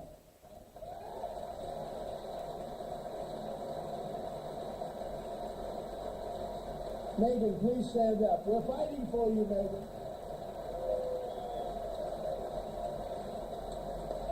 Thank you. Thank you, Megan. We're fighting for you, Megan. Under our bill, parents like Megan can also activate their children's brand new Trump accounts. And I didn't name it. I did not name that.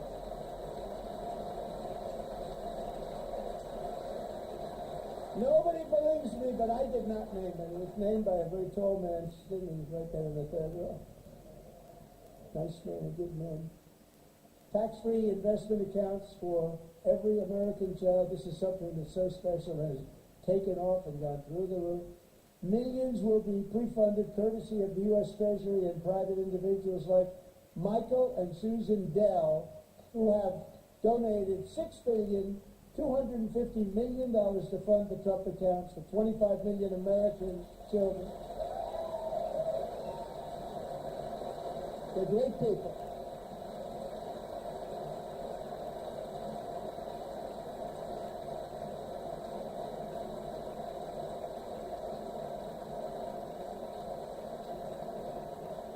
When I asked Michael Dell, how do you make all that money? He said, well, I just sat in my dorm in school and I made computers and I'd sell them to people. And I just kept selling and selling and selling. And pretty amazing story. That's called the American dream. We sold a lot of computers, a lot of those laptops. So I congratulate him on that, but I really thank him and Susan, as well as others like Brad Gerstner, a very tremendous guy. He was behind it right from the beginning. Brad Gerstner. Thank you, Brad.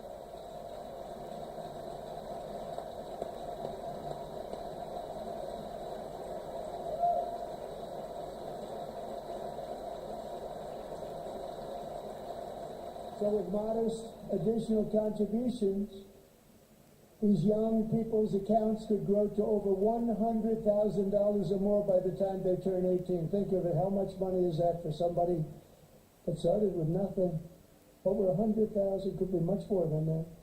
To make this investment in our children's future, go to trumpaccounts.gov. Trumpaccounts.gov. And a lot of people are doing it. It's setting every record in the book. It's popular. They knew what it was going to take. I'm so proud of them. I'm so proud of the people that got it started. And now it's just taken off. One of the primary reasons for our country's stunning economic turnaround, the biggest in history, where the Dow Jones broke 50,000 4 years ahead of schedule, and the S&P hit 7,000, where it wasn't supposed to do it for many years, were tariffs.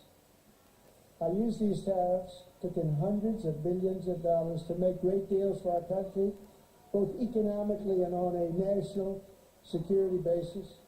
Everything was working well. Countries that were ripping us off for decades are now paying us hundreds of billions of dollars. They were ripping us so badly, you all know that. Everybody knows it. Even the Democrats know it. They just don't want to say it.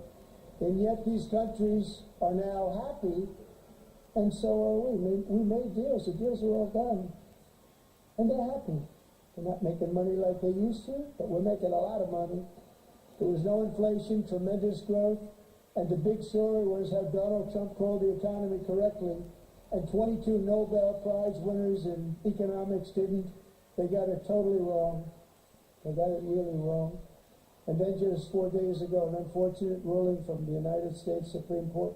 It just came down. It came down. Very unfortunate ruling. But the good news is that almost all countries and corporations want to keep the deal that they already made, right, Scott?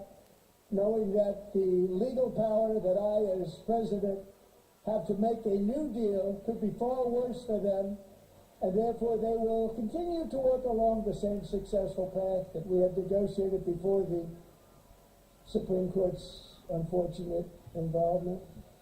So despite the disappointing ruling, he's powerful. Country's saving. It's saving our country, the kind of money we're taking in. Peace protecting. Many of the wars I settled was because of the threat of tariffs. I wouldn't have been able to settle them without. Will remain in place under fully approved and tested alternative legal statutes. And they have been tested for a long time. They're a little more complex, but they're actually probably better, leading to a solution that will be even stronger than before. Congressional action will not be necessary. It's already time-tested and approved. And as time goes by, I believe the tariffs paid for by foreign countries will, like in the past, substantially replace the modern-day system of income tax, taking a great financial burden off the people that I love.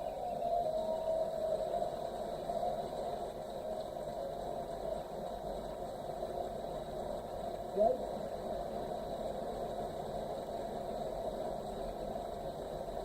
Moving forward, factories, jobs, investment, and trillions of dollars will continue pouring into the United States of America because we finally have a president who puts America first. I put America first.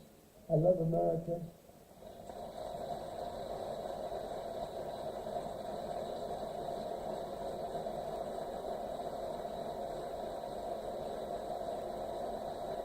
For decades before I came along, we had the exact opposite.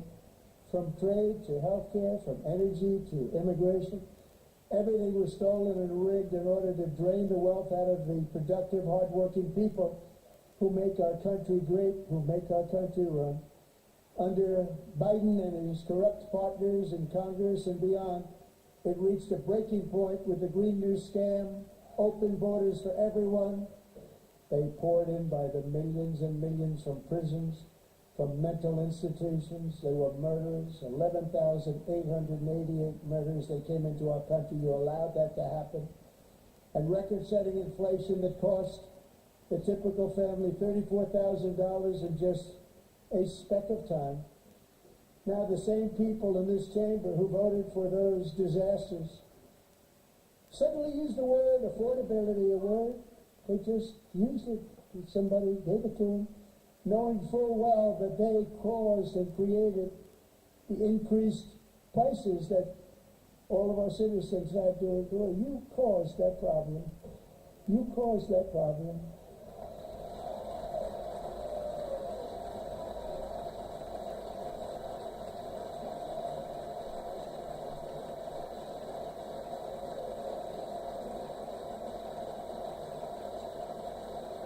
They knew their statements were a lie. They knew it. They knew their statements were a dirty, rotten lie. Their policies created the high prices. Our policies are rapidly ending them. We are doing really well. Those prices are plummeting downward.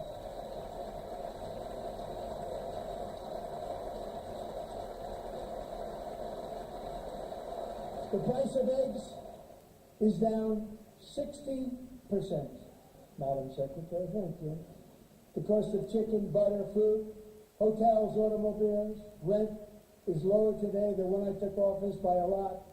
And even beef, which was very high, is starting to come down significantly. Just hold on a little while, we're getting it down. And soon you will see numbers that few people would think were possible to achieve just a short time ago. Nobody can believe when they see the kind of numbers, especially energy, when they see energy going down to numbers like that, they cannot believe it. It's like another big tax cut. I'm also confronting one of the biggest rip-offs of our times, the crushing cost of health care. Caused by you. Since the passage of the Unaffordable Care Act, sometimes referred to as Obamacare, big insurance companies have gotten rich. It was meant for the insurance companies, not for the people. With our government giving them hundreds and hundreds of billions of dollars a year as their stock prices soared 1,000, 1,200, 1,400, and even 1,700%, like nothing else. That's why I introduced the great healthcare plan. I want to stop all payments to big insurance companies and instead give that money directly to the people so they can buy their own health care, which will be better health care at a much lower cost.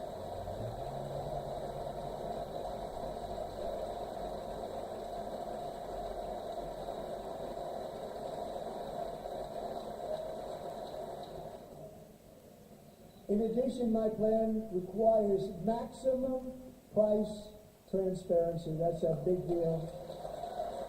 Sounds so simple, so big. And I did that in my first term, and the Democrats immediately terminated it with full knowledge that they were doing a very bad thing for the people. Costs were going to go way up, and that's what happened, and now I'm bringing them way down on health care and everything else. I'm also ending the wildly inflated cost of prescription drugs like has never happened before.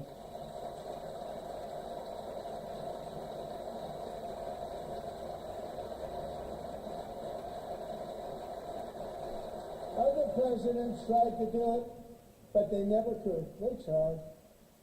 Most didn't try, actually. But they tried. They said they tried. They couldn't do it. They didn't even come close. They were all talk and no action, but I got it done. Under my just enacted most favored nation agreements, Americans who have for decades paid by far the highest prices of any nation anywhere in the world for prescription drugs will now pay the lowest price anywhere in the world for drugs. Anywhere. The lowest price.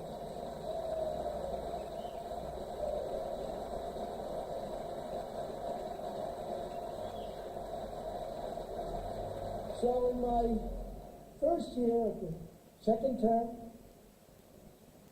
should be my third term, but strange things happen. I took prescription drugs, a very big part of healthcare, from the highest price in the entire world to the lowest. That's a big achievement. The result is price differences of 300, 400, 500, 600% and more. All available right now at a new website called TrumpRx.gov, and I didn't name that one either, by the way.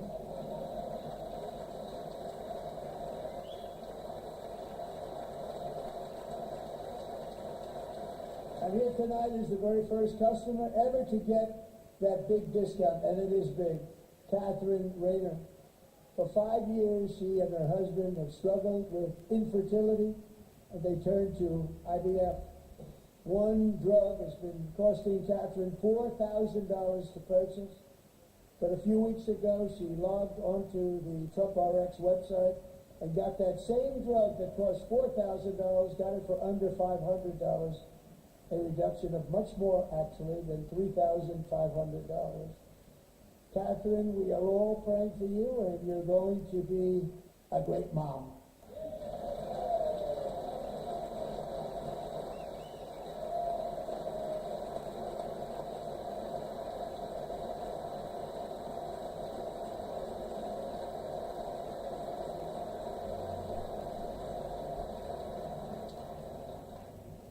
So now I'm calling on Congress to codify my most favored nation program into law. Now, the one thing, I'm not sure it matters because it's going to be very hard for somebody that comes along after me to say, let's raise drug prices by 700 or 800%. But John and Mike, if you don't mind, codify it anyway. They may do it. Codify it anyway. Thank you. Many Americans are also concerned that energy demand from AI data centers could unfairly drive up their electric utility bills.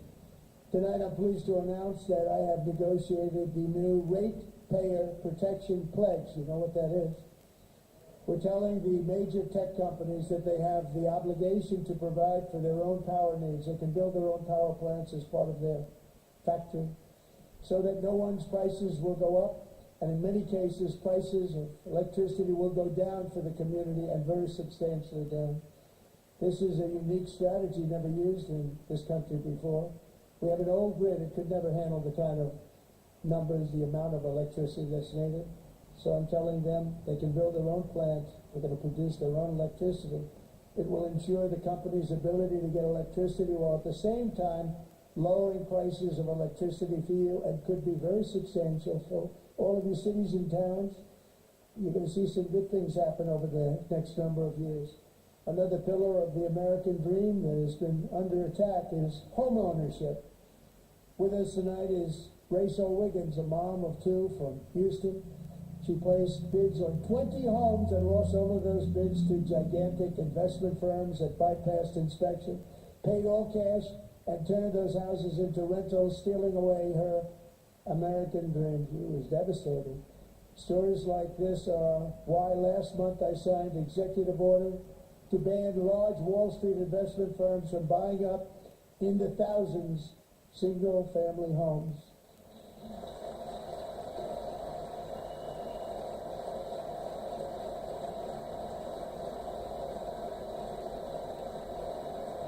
And now I'm asking Congress to make that ban permanent, because homes for people, really, that's what we want. We want homes for people, not for corporations. Corporations are doing just fine. Rachel, thank you very much. Good luck with your home. You'll get one soon.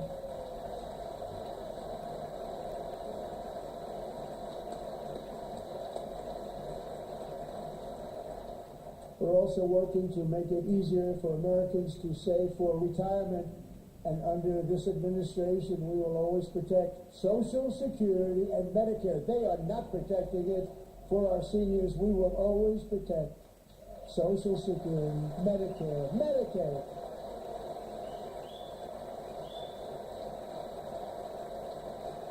Since I took office, the typical 401k balance is up by at least $30,000. It's a lot of money. We have millions and millions of people, because the stock market has done so well, setting all those records. Your 401ks are way up. Yet half of all of working Americans still do not have access to a retirement plan with matching contributions from an employer. To remedy this gross disparity, I'm announcing that next year my administration will give these oft-forgotten American workers, great people, the people that built our country, access to the same type of retirement plan offered to every federal worker. We will match your contribution with up to $1,000 each year. As we ensure that all Americans can profit from a rising stock market, let's also ensure that members of Congress cannot corruptly profit from using insider information.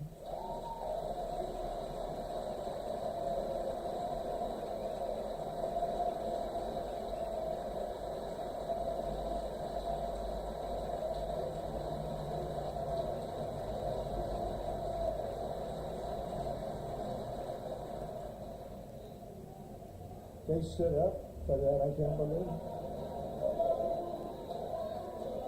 I can't believe it. Did Nancy Pelosi stand up if she was here? Got it. Pass the Stop Insider Trading Act without delay.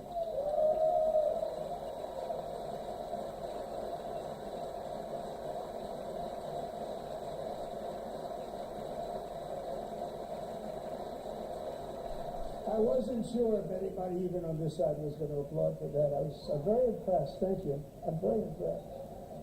But when it comes to the corruption that is plundering, it's plundering America. There's been no more stunning example than Minnesota. The members of the Somali community have pillaged an estimated $19 billion from the American taxpayer. Oh, we have all the information. And in actuality, the number is much higher than that. And California, Massachusetts, Maine, and many other states are even worse. This is the kind of corruption that shreds the fabric of a nation, and we are working on it like you wouldn't believe. So tonight, although started 4 months ago, I am officially announcing the war on fraud to be led by our great Vice President J.D. Vance.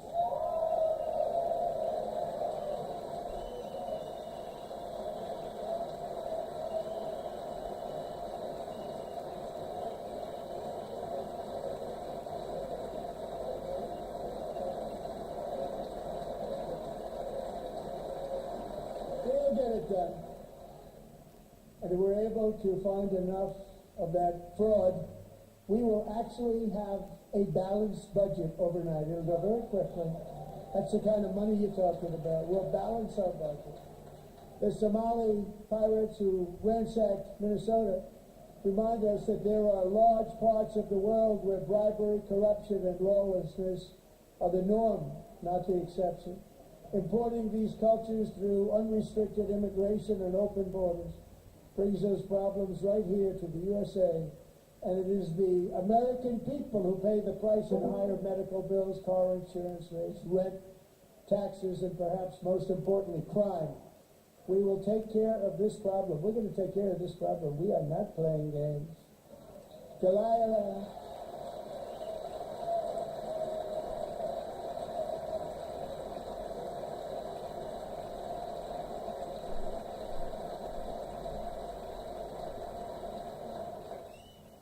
Delilah Colden was only 5 years old in June 2024 when an 18-wheel tractor trailer plowed into her stopped car traveling at 60 miles an hour or more.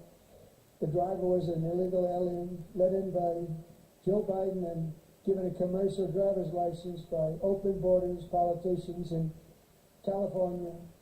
Doctors said Delilah would never be able to walk or talk, have a good life. She wouldn't even be able to eat again. But against all odds, she is now in the first grade learning to walk. And she's here this evening with her dad, Marcus, a fantastic man. Delilah, please, you are a great inspiration. Please stand up.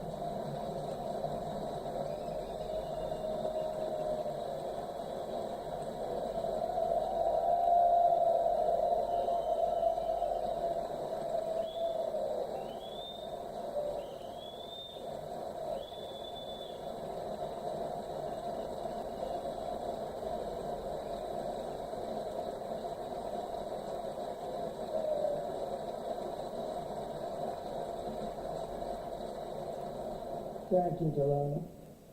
Many, if not most, illegal aliens do not speak English and cannot read even the most basic road signs as to direction, speed, danger, or location. That's why tonight I'm calling on Congress to pass what we will call the Delilah Law, barring any state from granting commercial driver's licenses to illegal aliens.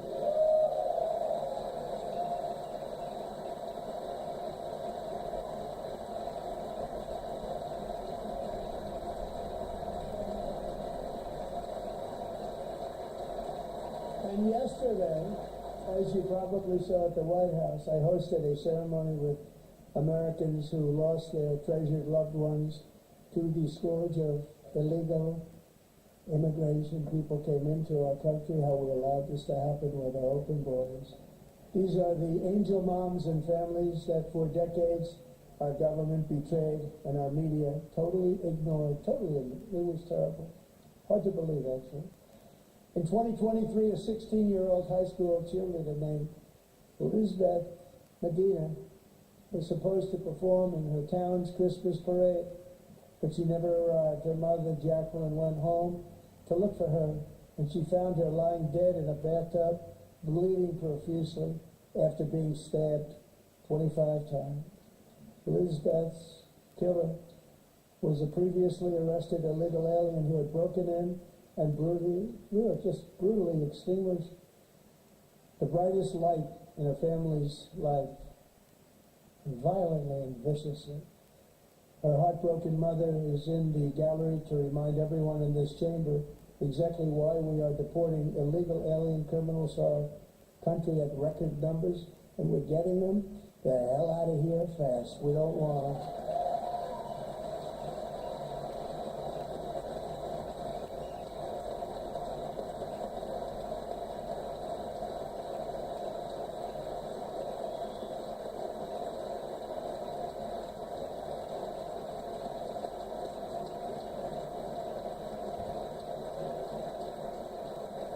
Thank you very much, Jacqueline. Thank you.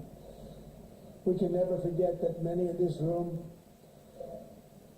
not only allowed the border invasion to happen before I got involved, but indeed they would do it all over ever again, if they ever had the chance, if they ever got elected, they would open up those borders to some of the worst criminals anywhere in the world.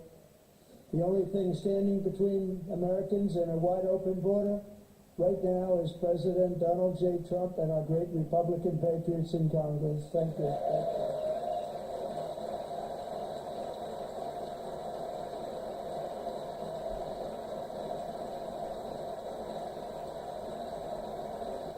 As we speak, Democrats in this chamber have cut off all funding for the Department of Homeland Security. It's all cut off. It's all cut off. They have instituted another Democrat shutdown, the first one costing us 2 points on GDP.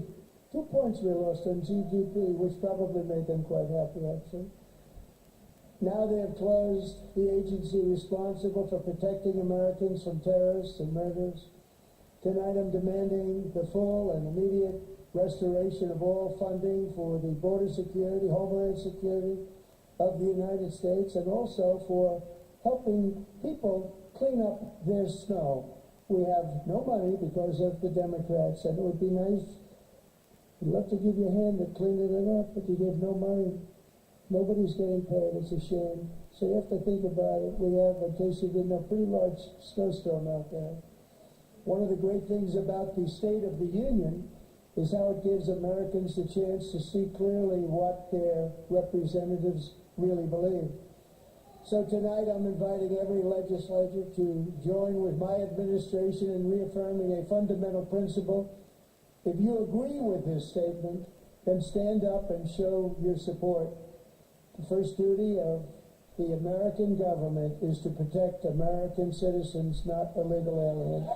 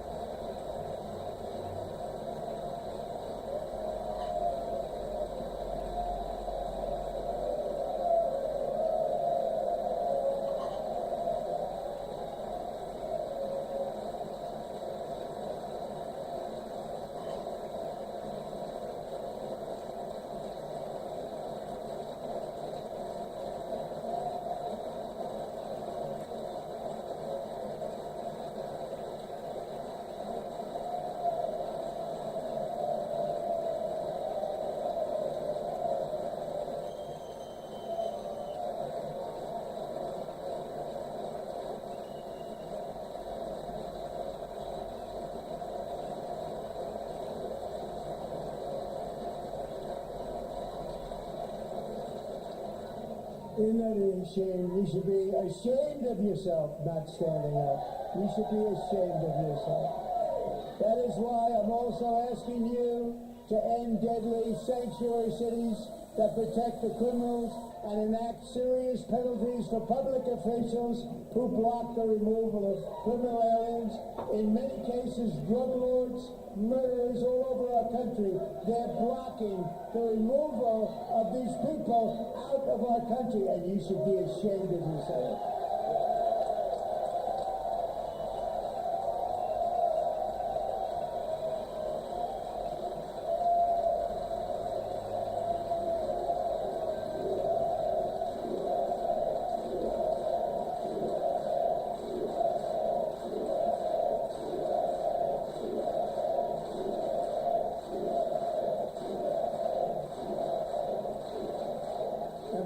Most importantly, I'm asking you to approve the Save America Act.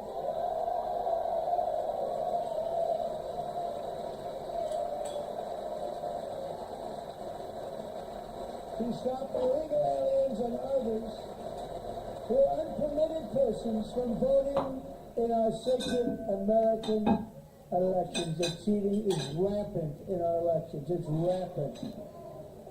It's very simple. All voters must show voter ID.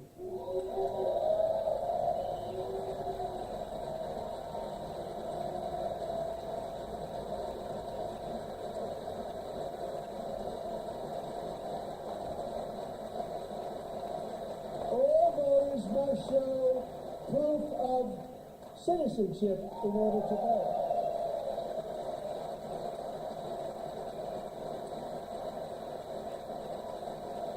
And no more crooked mail-in ballots except for illness, disability, military, or travel. None. And this should be an easy one, and by the way, it's polling at 89%, including Democrats, 89%.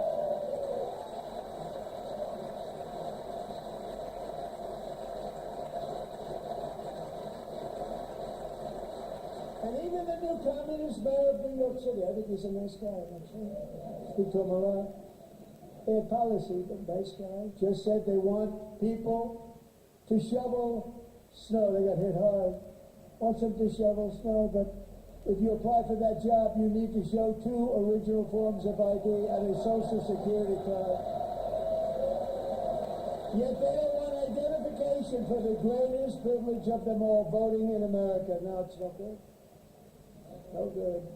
Both Republicans and Democrats overwhelmingly agree on the policy that we just enunciated. And Congress should unite and enact this common sense, country-saving legislation right now, and it should be before anything else happens.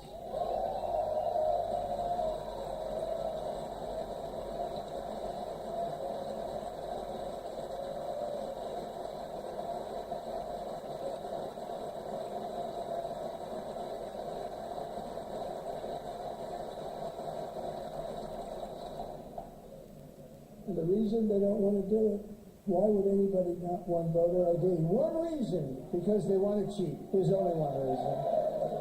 They make up all excuses. They say it's racist. They come up with things, you almost say, what imagination they have. They want to cheat, they have cheated, and their policy is so bad that the only way they can get elected is to cheat. And we're going to stop it. We have to stop it, John.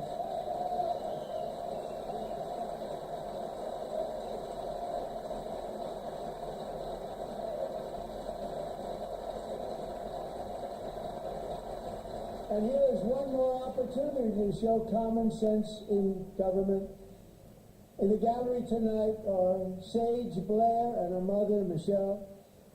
In 2021, Sage was 14 when school officials in Virginia sought to socially transition her to a new gender, treating her as a boy and hiding it from her parents. Hard to believe, isn't it?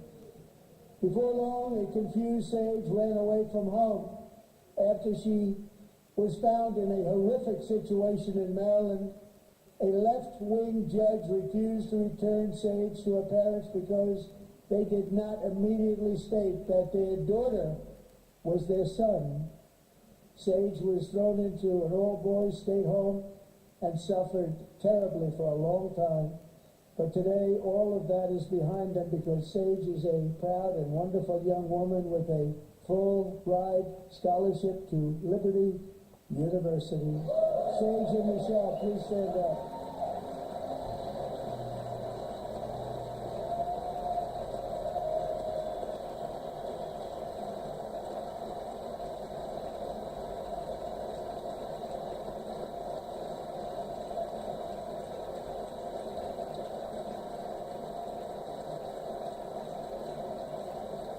And thank you for your great bravery. And who can believe that we're even speaking about things like this? 15 years ago, if somebody was up here and said that, they'd say, what's wrong with him? But now we have to say it because it's going on all over in numerous states without even telling the parents. But surely we can all agree no state can be allowed to rip children from their parents' arms and transition them to a new gender against the parents' will. Who would believe that we've been talking about this? We must ban it, and we must ban it immediately.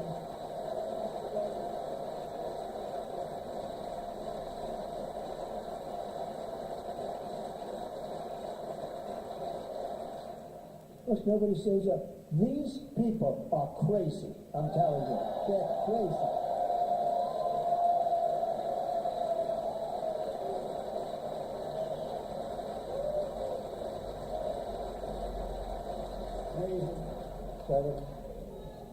Boy, oh boy.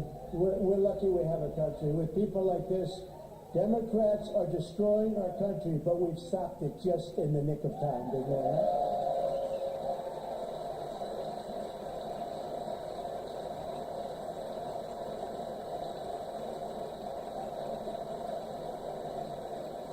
No one cares more about protecting America's youth than our wonderful First Lady, now a movie star. She's a movie star. Can you believe it? Oh, for God's sakes, Who would have believed that?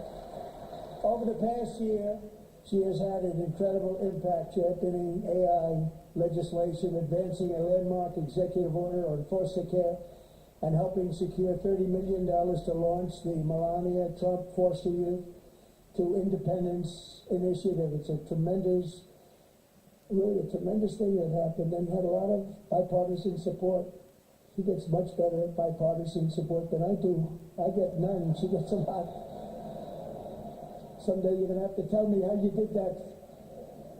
And students and educators in every state have joined the First Lady's efforts in the presidential AI challenge, keeping America's next generation positioned to succeed and strongly succeed in the future. Tonight we welcome two young people whose lives reflect the First Lady's impact, Sierra Burns and Everest Nevermont. Thank you both, and Melania, thank you. I know how hard you worked on it. Thank you very much.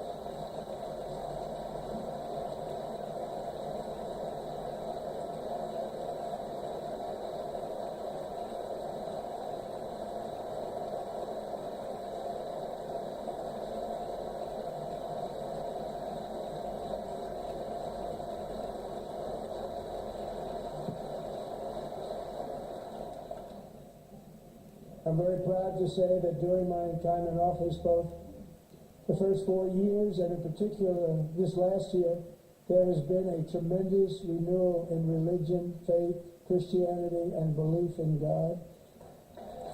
Tremendous renewal.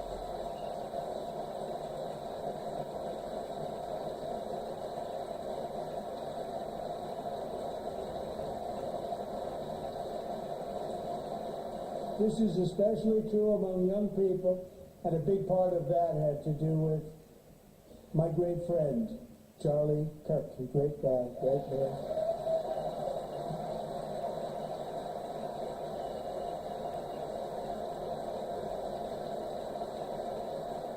So last year, Charlie was violently murdered by an assassin and martyred, really martyred for his beliefs.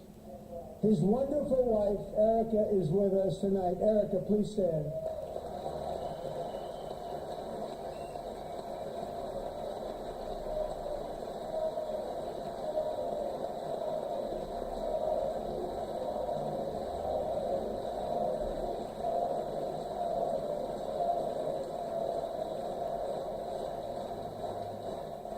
Thank you, Erica.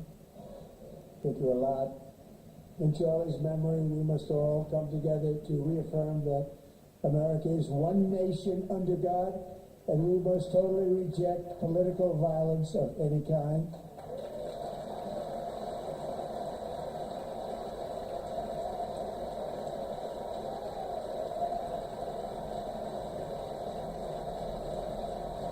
We love religion, and we love bringing it back, and it's coming back at levels that nobody actually thought possible. It's really a beautiful thing to see. Above all, unleashing America's promise requires keeping our communities safe. We have made incredible strides, yet dangerous repeat offenders continue to be released by pro-crime Democrat politicians again and again. We are honored to be joined tonight by a woman who's been through hell, Anya Zaretsky. In 2022, she and her beautiful daughter, so beautiful, what a beautiful young woman, Irina fled war-torn Ukraine to live with relatives near Charlotte, North Carolina. And by the way, what's going on with Charlotte? Last summer, 23-year-old Irina was riding home on the train when a deranged monster who had been arrested over a dozen times and was released through no cash bail stood up and viciously slashed a knife through her neck and body. No one will ever forget. There were people on that train. No one will ever forget the expression of terror on Irina's face as she looked up at her attacker in the last seconds of her life. She died instantly. She had escaped a brutal war only to be slain by a hardened criminal, set free to kill in America, came in through open borders. Mrs. Zaretsky, tonight I promise you we will ensure justice for your magnificent daughter, Irina.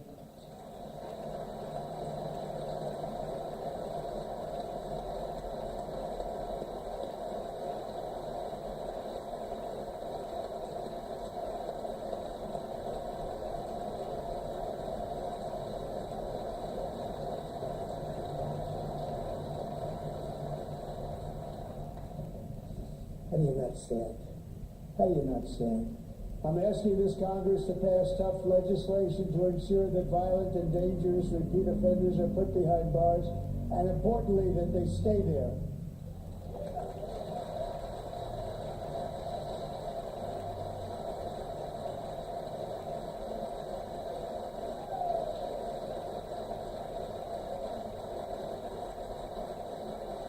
Starting last summer, I deployed our National Guard and federal law enforcement to restore law and order to our most dangerous cities, including Memphis, Tennessee, big success, New Orleans, Louisiana, big success, and our nation's capital itself, Washington, D.C., where we have almost no crime anymore in Washington, D.C. How did that happen?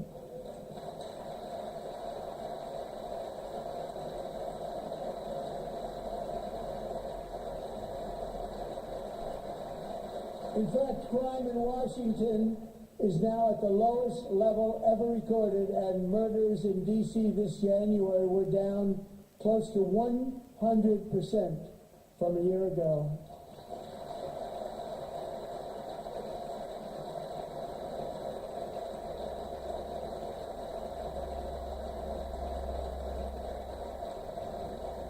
They don't like to hear that.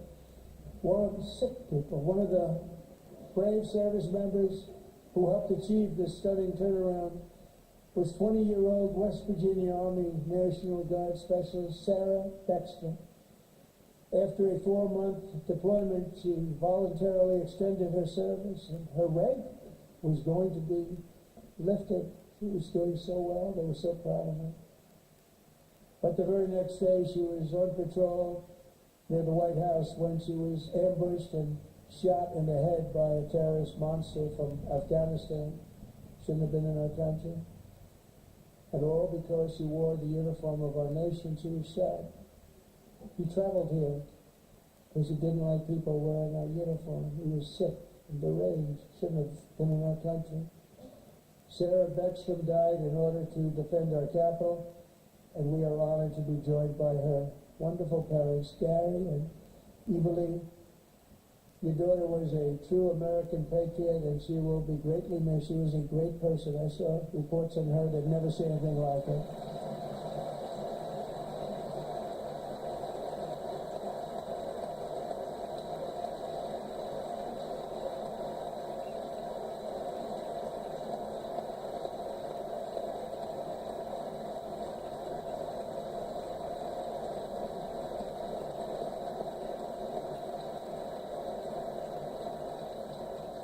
So sorry. Thank you very much. A great young lady. I saw reports of her. Perfect. She was perfect. Serving alongside Sarah that day was Staff Sergeant Andrew Wolf. The terrorist shot Andrew in the head, and no one thought he could possibly make it. The two of them, Sarah and Andrew, both shot violently in the head. Neither was expected to make it. They weren't even given a chance, except his wonderful mother, named Melody, who I spoke to the same night, and she was so positive. The doctors thought that Andrew was gone, but his mother said, no, Mr. President, Andrew will be fine. He's going to make it. I've never seen anything like it. I mean, he was given almost no chance.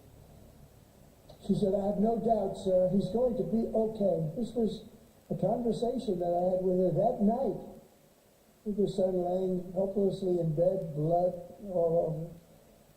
Everybody is praying, she said, sir, he will be okay. The doctors didn't understand what she was saying, and after looking at the results of the damage done, neither did I.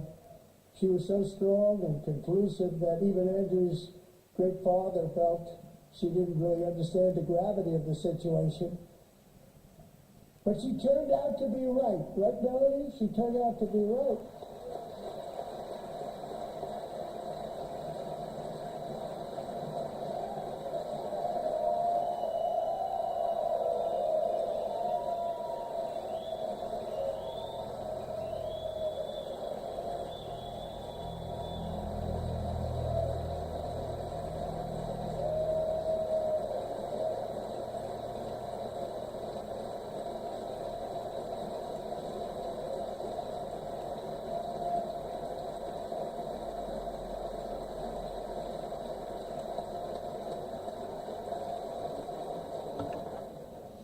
Amazing, actually.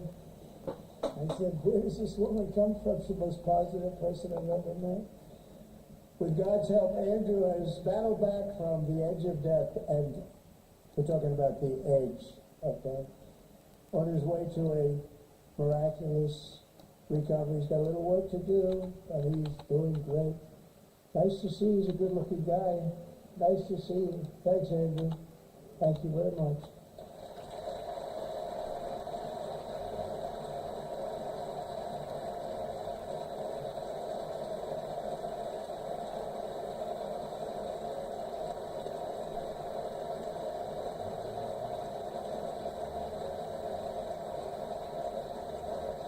So, Andrew, while you're up, now I'm going to ask a highly respected General James Seward to present Staff Sergeant Andrew Wolf and the great family of Sarah Beckstrom with the award created by our late, great President George Washington himself. It's called the Purple Heart.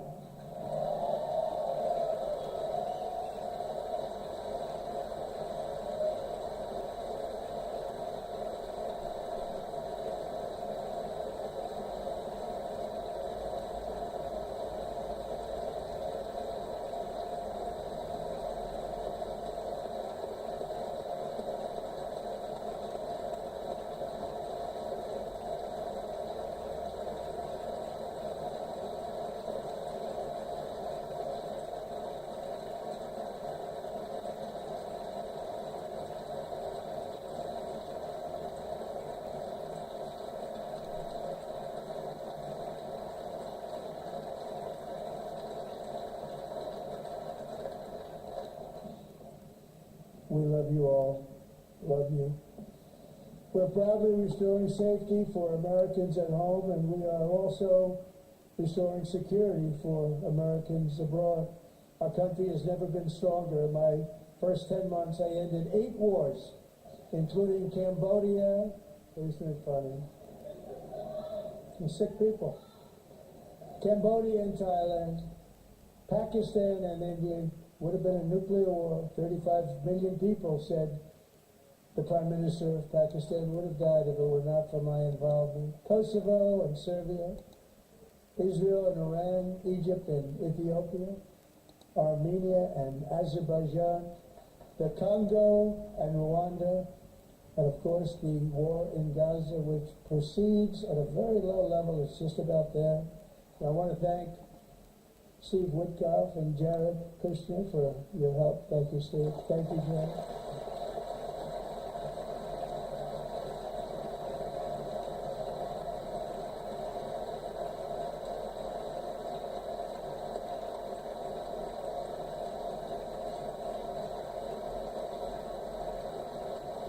And I also want to thank the Monday report too, Secretary of State Marco Rubio. Thank you, Marco.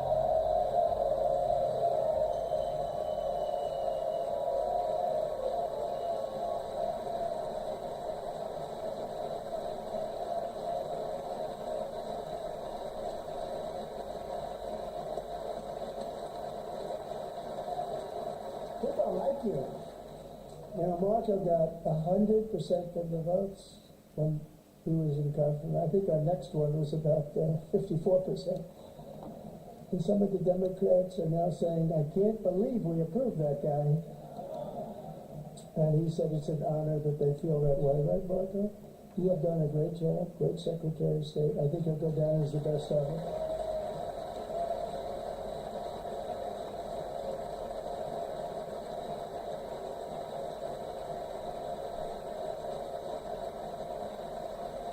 Under the ceasefire I negotiated, every single hostage, both living and dead, has been returned home. Can you believe that?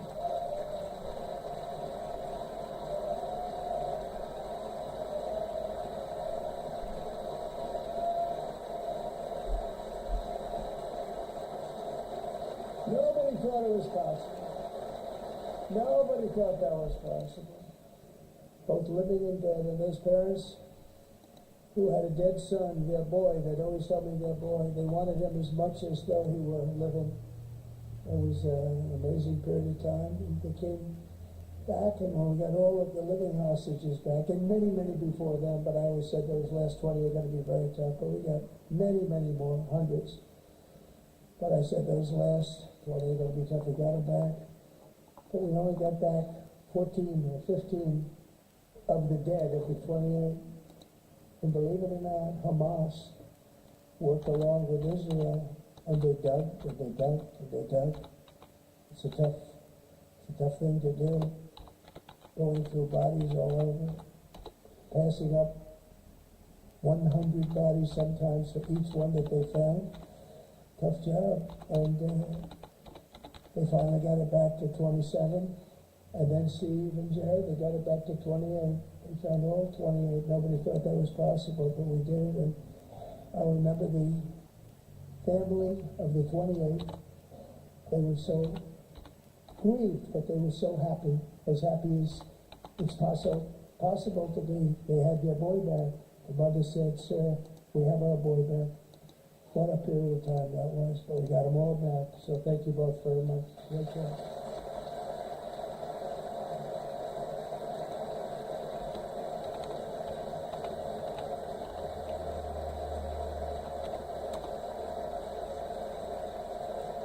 And we're working very hard to end the ninth war, the killing and slaughter between Russia and Ukraine, where 25,000 soldiers are dying each and every month. Think of that, 25,000 soldiers are dying a month.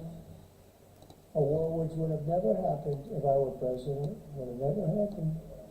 As president, I will make peace wherever I can, but I will never hesitate to confront threats to America wherever we must.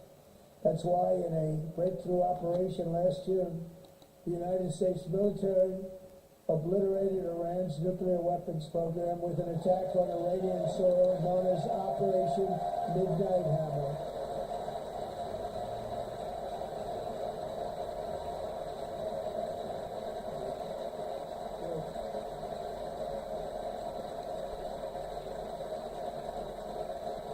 For decades, it had been the policy of the United States never to allow Iran to obtain a nuclear weapon. Many decades. Since they seized control of that proud nation 47 years ago, the regime and its murderous proxies have spread nothing but terrorism, death, and hate. They've killed and maimed thousands of American service members and hundreds of thousands and even millions of people with what's called roadside bombs. They were the kings of the roadside bomb. And we took out Soleimani. I did that during my first term. Had a huge impact. He was the father of the roadside bomb.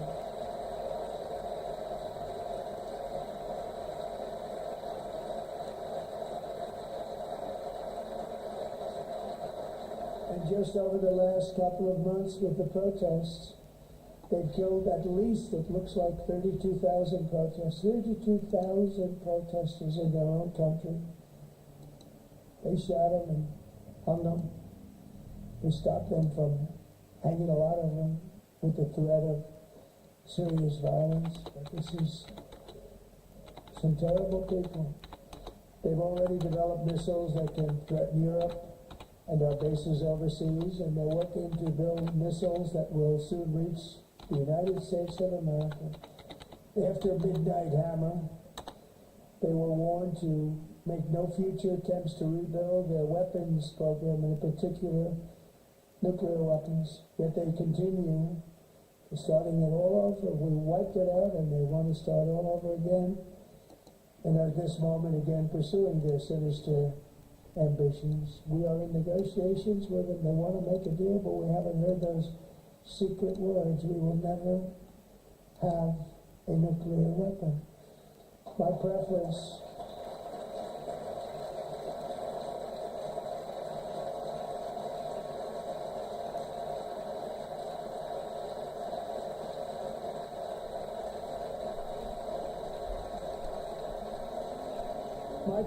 is to solve this problem through diplomacy. But one thing is certain, I will never allow the world's #1 sponsor of terror, which they are by far, to have a nuclear weapon. Can't let that happen.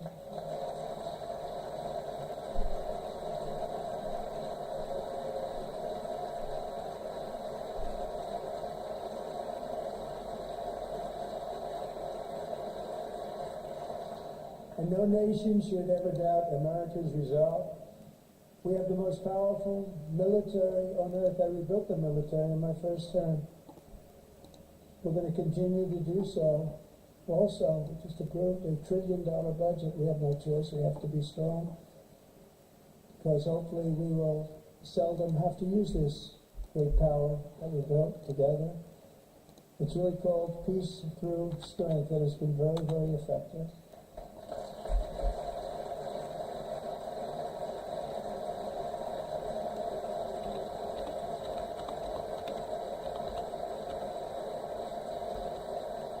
So thanks to Republicans in Congress who are investing a record number of dollars, have no choice, in the United States Armed Forces.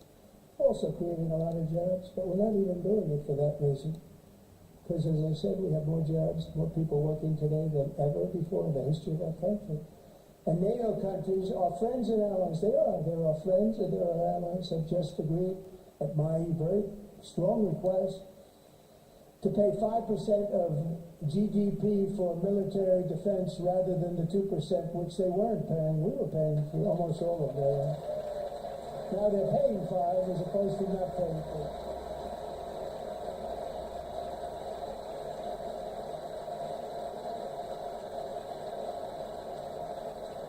And getting that 5% was something which everyone said would never be done, could not happen. We got it really easily, one meeting. And big difference between 2% that's not paid. We were paying, afraid of many of them, very few were paid out. Now 5% then they're paid. And everything we send over to Ukraine is sent through NATO, and they pay us in full. They pay us totally in full. Every branch of our armed forces is setting records for recruitment. This is so exciting. And every service member recently.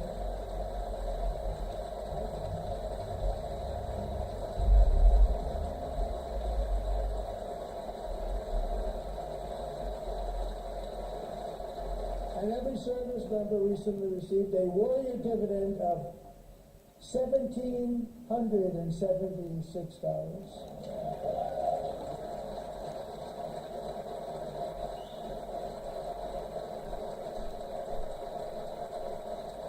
You know, they put it in my desk. We got the money from tariffs and other things, a lot of money we have. We have much more money than people, obviously. Have to rebuild that program a little bit, but it won't take long. But we got the money, and it was $1,775, and they wanted my approval. And I said, what's the number? $1,775. I said, wait a minute, for $1 more we can have $1,776. I said, we're gonna figure that, I never asked anybody if we could afford it. $1 more, I said 1776. And I said, that's good. And I'll tell you what, our military, that was 4 months ago, our military, I never see a person in the military that doesn't thank me for it, so we're honored to do it, they deserve it. And, we call it 1776, it was great. And we love our military, we love our law enforcement, we love our firemen. You know, the firemen don't get mentioned enough, we love our firemen. We're also,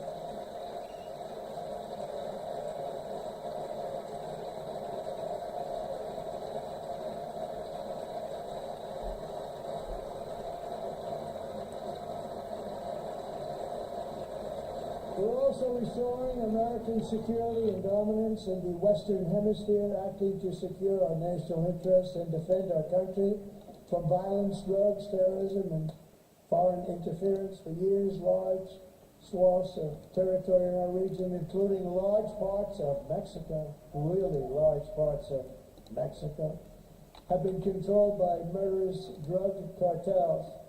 That's why I designated these cartels as foreign terrorist organizations, and I declared illicit fentanyl as a weapon of mass destruction.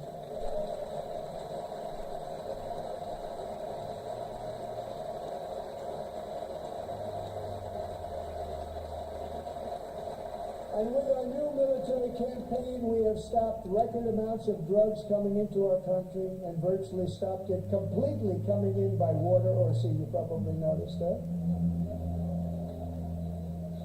We very seriously damaged their fishing industry also. Nobody wants to go fishing anymore.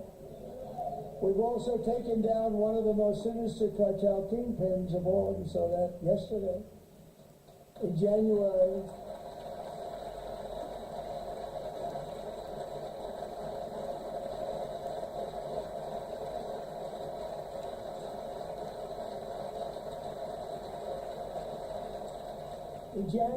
elite American warriors carried out one of the most complex, spectacular feats of military competence and power in world history. No one's seen anything like it. Foreign leaders, I won't tell you who, called me and they said, very impressive, very impressive. They couldn't believe, they all watched, they saw what happened. This is a different fighting force than we had years ago when we fought to tie. You know, it's a great fighting force. I'm so proud of it. Look at Space Force. Space Force is my baby. As we did that, my baby becoming so important.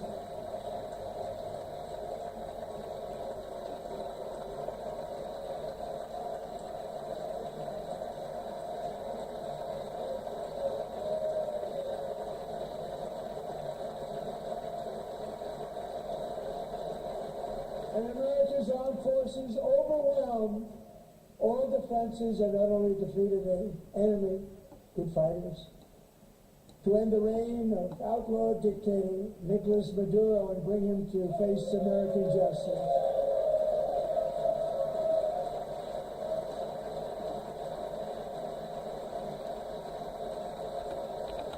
And this was an absolutely colossal victory for the security of the United States, and it also opens up a bright new beginning for the people of Venezuela.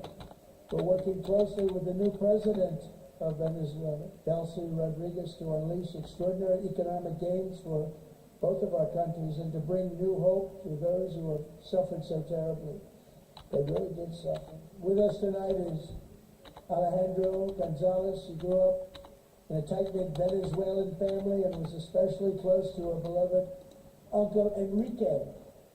But after Enrique ran for office and opposed Maduro, he was kidnapped by Maduro's security forces and thrown into the regime's really infamous prison in Caracas. Alejandro feared she would never see her uncle again. She feared for her own life also. But since the raid, we have worked with the new leadership, and they have ordered the closure of that vile prison and released hundreds of political prisoners already, with more to come.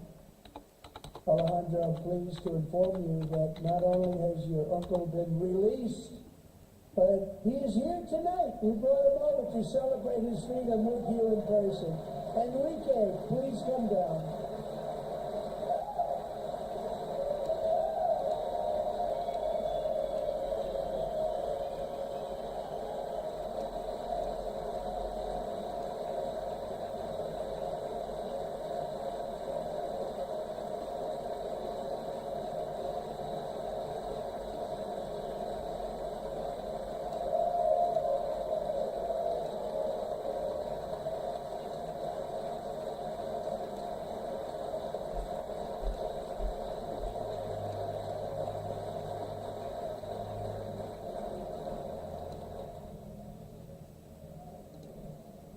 Thank you, Enrique. Have a good time. Nice to have you back, Enrique. There were many heroes on that January raid to capture Maduro. Really great heroes. It was very dangerous. They knew we were coming. They were all set. But the deeds of one warrior that night will live forever in the eternal chronicles of military valor. Chief Warrant Officer 5, Eric Slover, planned the mission and was the flight lead in the cockpit of the first helicopter. A big, beautiful, powerful helicopter, the massive Chinook, carrying, as you can imagine, many, many American warfighters. Wearing the dog tags, his wife Amy had blessed with holy water before he left. She knew it was going to be a rough one. Eric steered the Chinook under the cover of night and descended swiftly upon Maduro's heavily protected military fortress. This was a major military installation, protected by thousands of soldiers and guarded by Russian and Chinese military technology. How did that work out? Not too good. While preparing to land, enemy machine guns fired from every angle, and Eric was hit very badly in the leg and hit one bullet after another. He absorbed 4 agonizing shots, shredding his leg into numerous pieces. And yet, despite the fact that the use of his legs was vital to successful helicopter flight, legs are the most important part of flying a helicopter. To deliver the many commandos he would capture and detain Maduro was the only thing Eric was thinking about. Then, even as he was gushing blood, which was flowing back down the aisle, helicopter lands at a steep angle. The machine gun stood right in front of him. They were right in front of him, 2 machine gunners who escaped the wrath of the previous flames. Eric maneuvered his helicopter with all of those lives and souls to face the enemy and let his gunners eliminate the threat. Turned the helicopter around so the gunners could take care of business, saving the lives of his fellow warriors from what could have been a catastrophic crash deep in enemy territory. Only after safely landing the helicopter with all the warriors aboard in the exact right spot, which was vital to the mission, probably would have had to maybe cancel the mission if that didn't happen. Eric told his co-pilot, also wounded but not as gravely, to take over. I'm about ready to pass out. The success of the entire mission and the lives of his fellow warriors hinge on Eric's ability to take the searing pain. It was unbelievable what's happened to his legs of the bullets and keep on flying and landing. People knew what was happening. Everybody in the back of the helicopter knew because they saw the blood pouring down the aisle. Chief Warrant Officer Slover is still recovering from his serious wounds, but I'm thrilled to say that he is here tonight with his wife Amy, Eric, and Amy, come on in.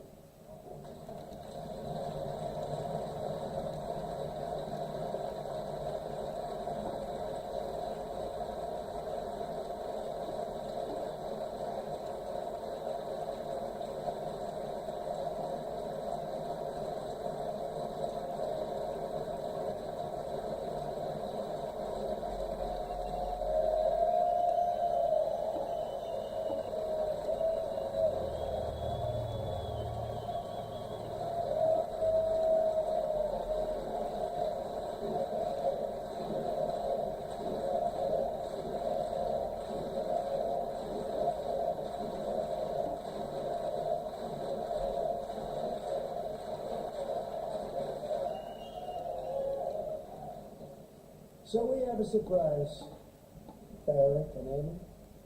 In recognition of Eric's actions above and beyond the call of duty, I would now like to ask General Jonathan Braga to present Chief Warrant Officer Slover with our nation's highest military award, the Congressional Medal of Honor.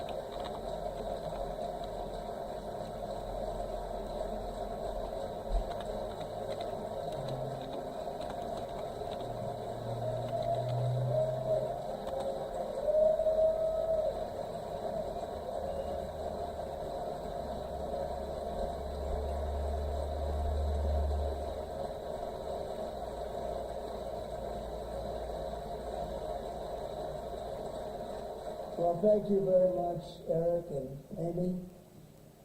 Great to get to know you. I met with them and with a lot of their fellow warriors at Fort Bragg recently.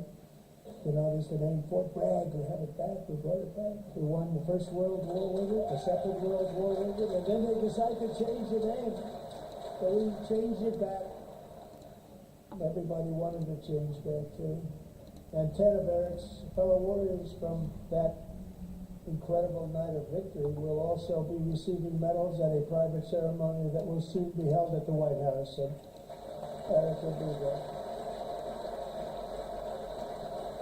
Thank you.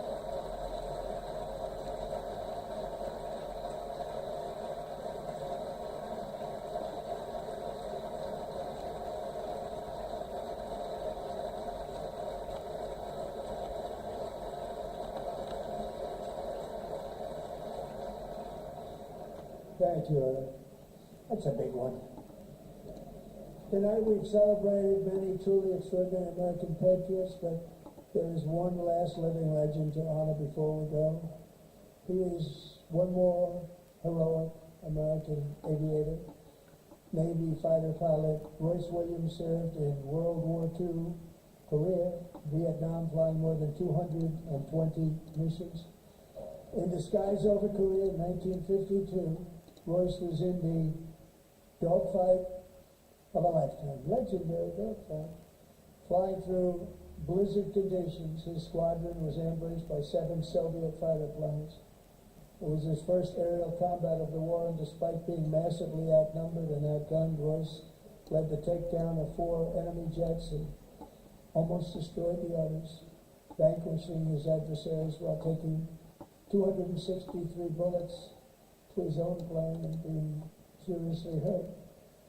His story was secret for over 50 years. He didn't even want to tell his wife, but the legend grew and grew. But tonight, at 100 years old, this brave Navy captain is finally getting the recognition he deserves. He was a legend long before this evening. Royce, please stand up, and I will ask the First Lady of the United States to present Captain Royce Williams with his Congressional Medal of Honor.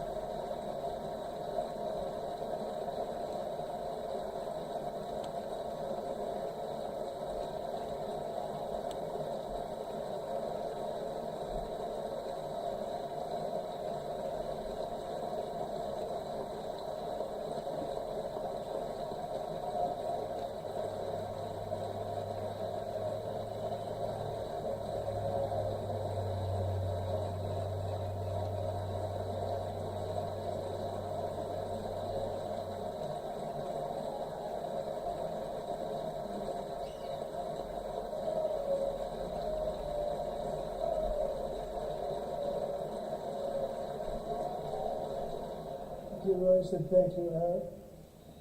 I've always wanted the Congressional Medal of Honor, but I was informed I'm not allowed to give it to myself, and I wouldn't know why I'd be taking it, but if they ever open up that law, I will be there with you someday. But you know, that's our highest honor, Congressional Medal of Honor, and that's a big thing, and it's an honor to be in the same room with you. Thank you both very much, Eric. Thank you.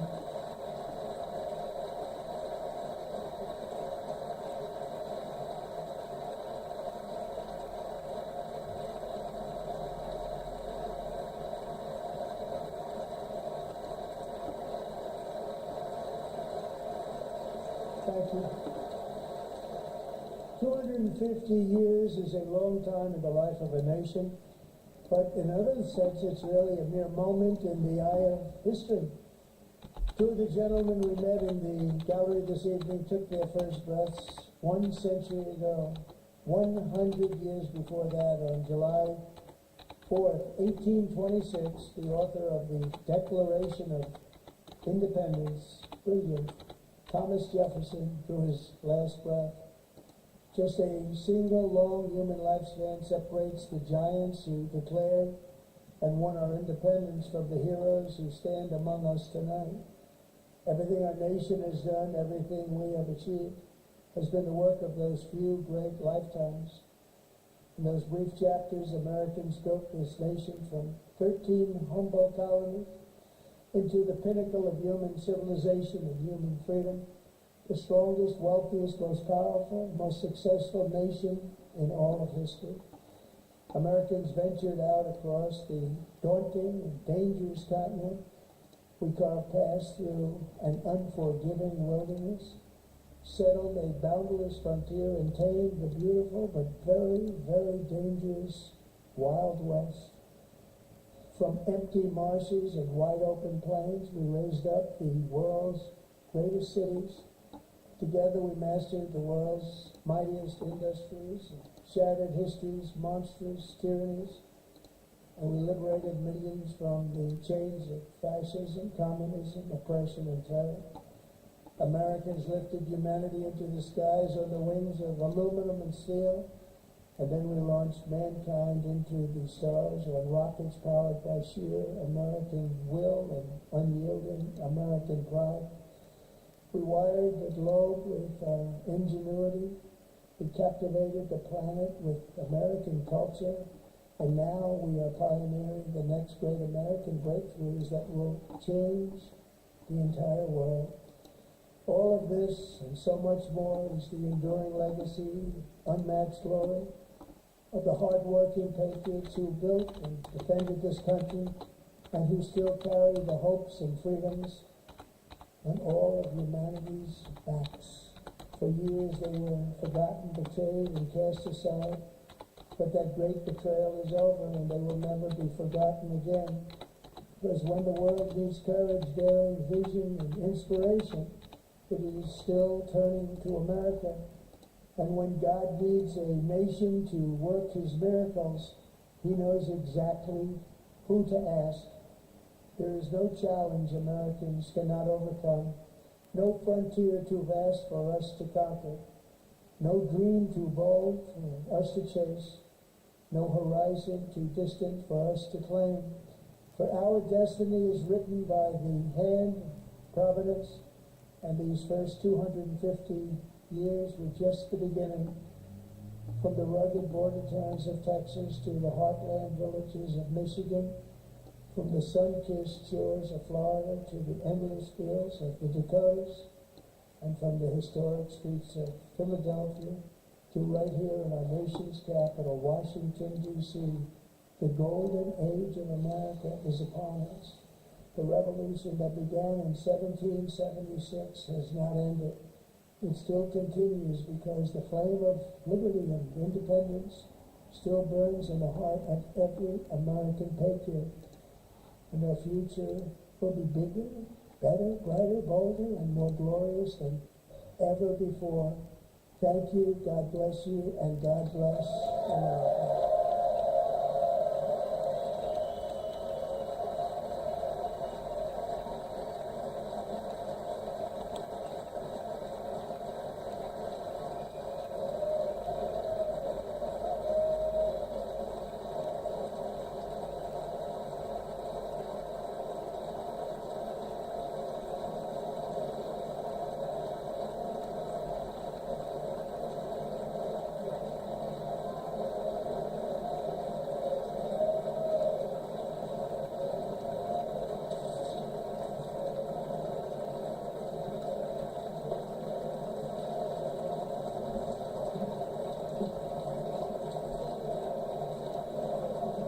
is U.S. President Donald Trump with what was the longest State of the Union address. He had been told it would be long. In fact, some people had suggested it might run longer than it actually did.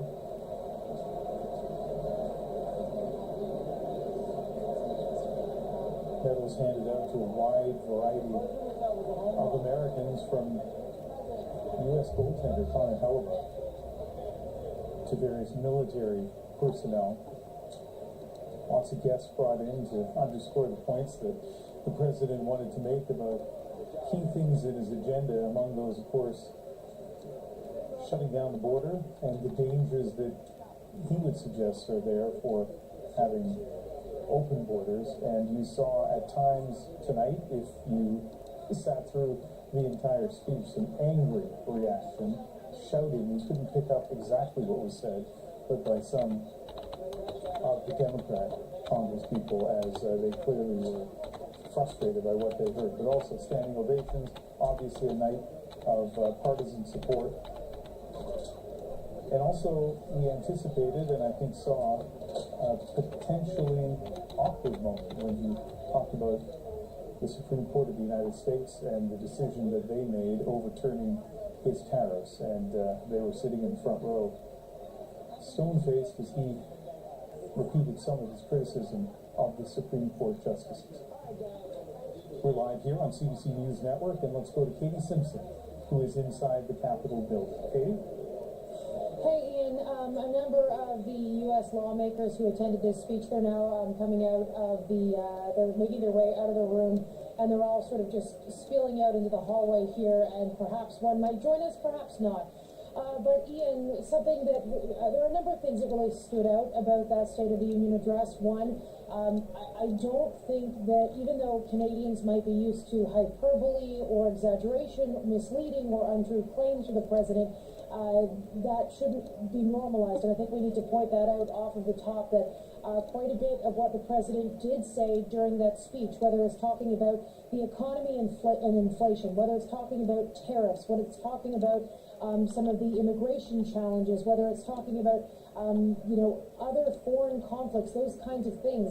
A lot of it, at best, is misleading. A lot of it is untrue. So that is one sort of thing that really stands out. But when you watch the speech and you watch the wide shots that showed the members of Congress during this presentation, you saw Republicans standing, enthusiastically cheering, backing the president 100%. And you saw the exact opposite from Democrats who are sitting there. And it just illustrates the divide that is ripping this country apart right now. And at no moment was it more evident when Donald Trump was talking about immigration. It is an issue that is deeply divisive in America, especially after his immigration enforcement operations were ramped up, particularly in Minneapolis, in the state of Minnesota. And many Americans were deeply upset, many Democrats deeply upset with how those operations were carried out, with the killing of 2 American citizens. It's worth noting, Donald Trump did not say the names of Alex Preddy, who was shot and killed by federal agents, or Renee Good, who was also shot and killed by a federal agent. And while he was sort of talking about immigration, where Donald Trump it is a divisive issue in America, Donald Trump asked the room, is it something along the lines of, is America's job to stand up for Americans and not illegal immigrants? And you saw Republicans cheering. It was one of the loudest moments of applause, and Democrats sitting there, and it led to a shouting match between 2 critics, or a number of Donald Trump's critics, who accused him of killing Americans and denouncing the way that he talks about immigration. And that is going to stand out as a moment that will be remembered from this State of the Union address. Don't be surprised. Some of the early analysis is, don't be surprised if Donald Trump uses that in midterm election ad to sort of make the argument, who is standing up for American citizens, because it was such a successful argument during the general election in 2024. So do not be surprised if that is something that is a moment that continues to live on, whether it continues to live on in memes, in social media, those kinds of things. Another moment that really stood out, Ian, is Democratic Representative Al Green. He positioned himself inside the chamber, and he was holding a sign so that when Donald Trump walked down the aisle on his way in to deliver this speech, he opened up his sign, and the sign read, it was a handmade sign, that said, "Black people are not apes." That is a reference to the racist video that Donald Trump had posted on Truth Social, the one that Donald Trump did not apologize for, the White House originally blaming a staffer for it being reposted by the president.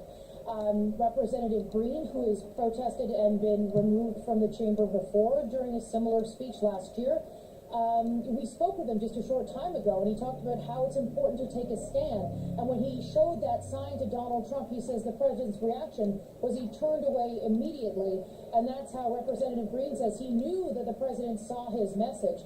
In our interview with Representative Green, he also had a direct message for Canadians. He commended the Canadian government for taking a stand against Donald Trump. And Ian, as we're talking right now, hold on, I'm just going to pause for a second.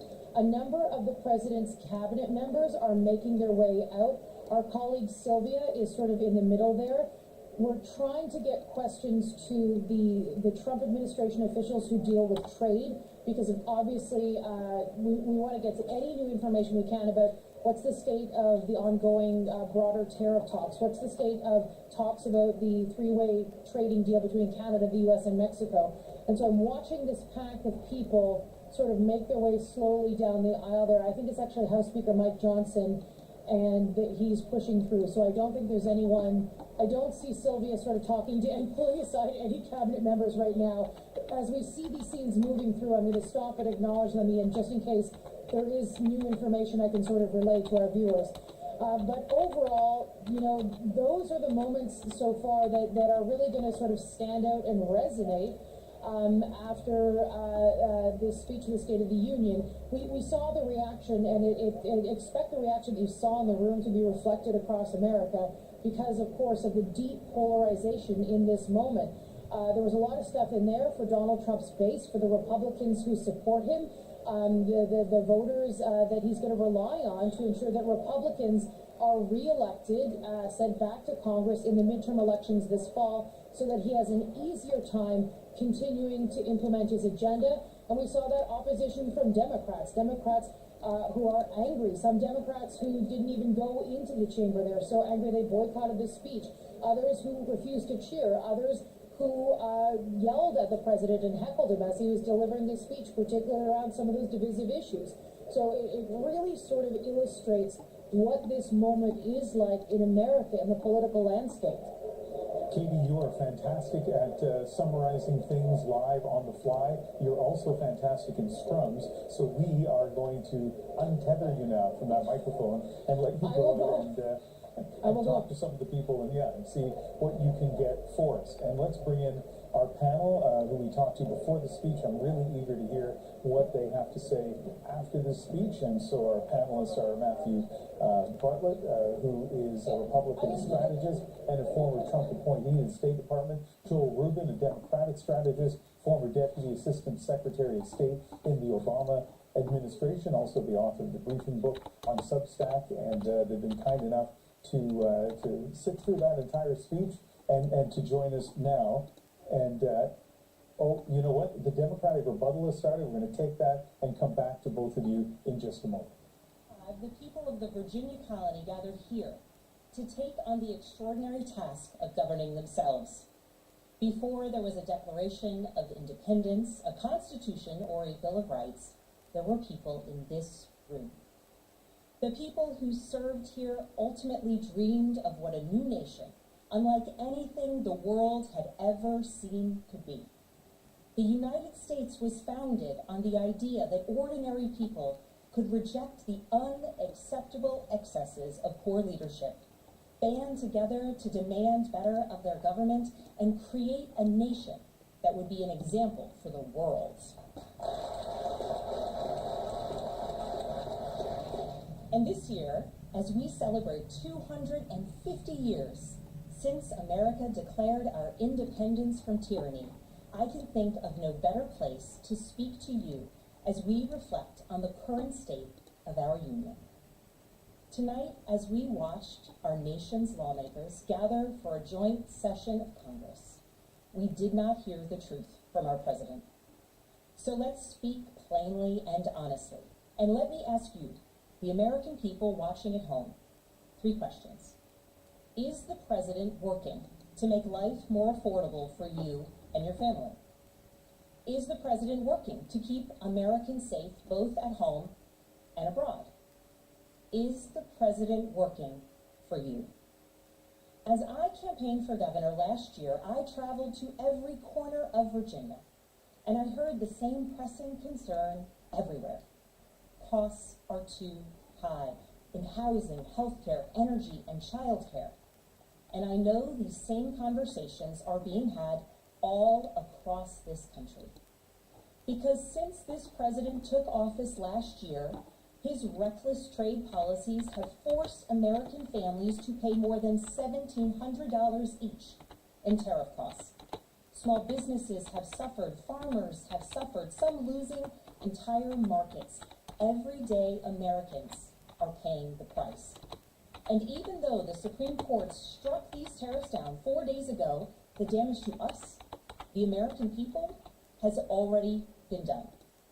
Meanwhile, the president is planning for new tariffs, another massive tax hike on you and your family. And Republicans in Congress, they remain unwilling to assert their constitutional authority to stop him. They're making your life harder. They're making your life more expensive. They're even making it more difficult to see a doctor.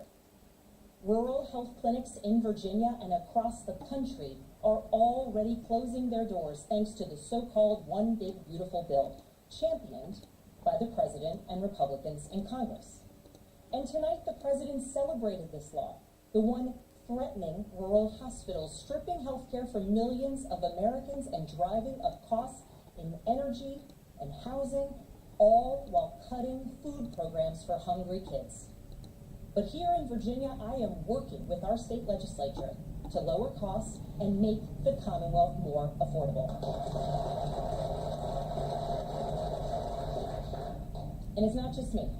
Democrats across the country are laser focused on affordability in our nation's capital and in state capitals and communities across America. In the most innovative and exceptional nation in the history of the world, Americans deserve to know that their leaders are focused on addressing the problems that keep them up at night. Problems that dictate where you live, whether you can afford to start a business or whether you have to skip a prescription in order to buy groceries. So I'll ask again, is the president working to make life more affordable for you and your family? We all know the answer is no. I grew up in a house of service. My mother was a nurse and my father was a career law enforcement officer. I began my career by following in my father's footsteps as a federal agent, working money laundering and narcotics cases. I worked side by side with local and state police to keep our communities safe and to uphold and enforce the law. Law enforcement officers across the country know that it is a unique responsibility to do the serious work of investigating crimes, comforting victims, and making arrests. It's about building trust, and that requires an abiding sense of duty and commitment to community. And yet, our president has sent poorly trained federal agents into our cities, where they have arrested and detained American citizens and people who aspire to be Americans. And they have done it without a warrant. They have ripped nursing mothers away from their babies. They have sent children, a little boy in a blue bunny hat, children to far-off detention centers. And they have killed American citizens in our streets. And they have done it all with their faces masked from accountability. Every minute spent sowing fear is a minute not spent investigating murders, crimes against children, or the criminals defrauding seniors of their life savings. Our president told us tonight that we are safer because these agents arrest mothers and detain children. Think about that. Our broken immigration system is something to be fixed not an excuse for unaccountable agents to terrorize our communities.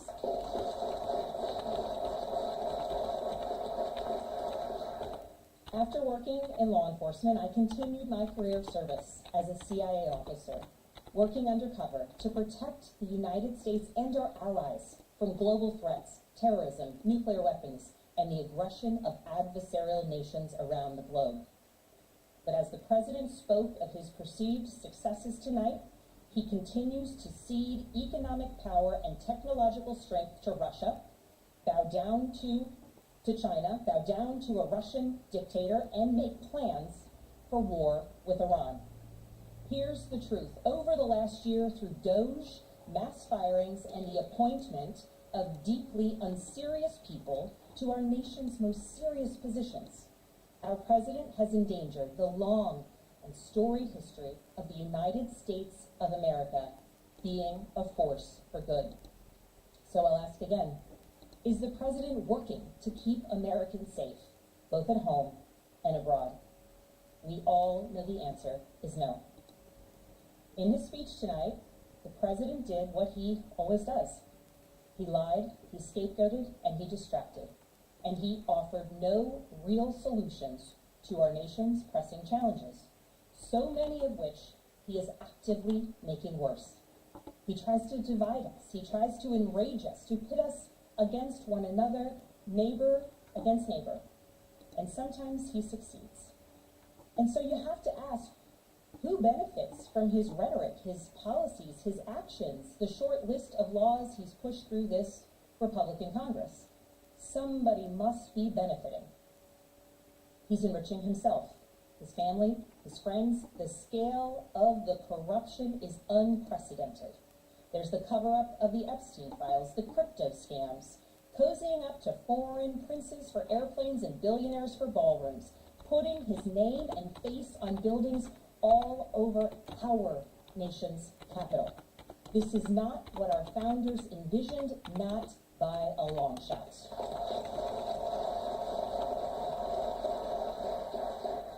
So I'll ask again, is the president working for you? We all know the answer is no. But here's the special thing about America. On our 250th anniversary, we know better than any nation what is possible when ordinary citizens, like those who once dreamed right here in this room, reject the unacceptable and demand more of their government. We see it in the determination of students organizing school walkouts all across the country, whose voices are becoming so powerful that the governor of Texas seeks to silence them. We see it in the bravery of Americans in Minnesota standing up for their communities, from peacefully protesting in sub-zero temperatures to carpooling children to school, so that their immigrant parents are not ripped away from them in the parking lot. As a mother of 3 school-aged daughters, I am inspired by their bravery, but I am sickened that it is necessary. And Americans across the country are taking action. They are going to the ballot box to reject this chaos. With their votes, they are writing a new story, a more hopeful story. In November, I won my election by 15 points.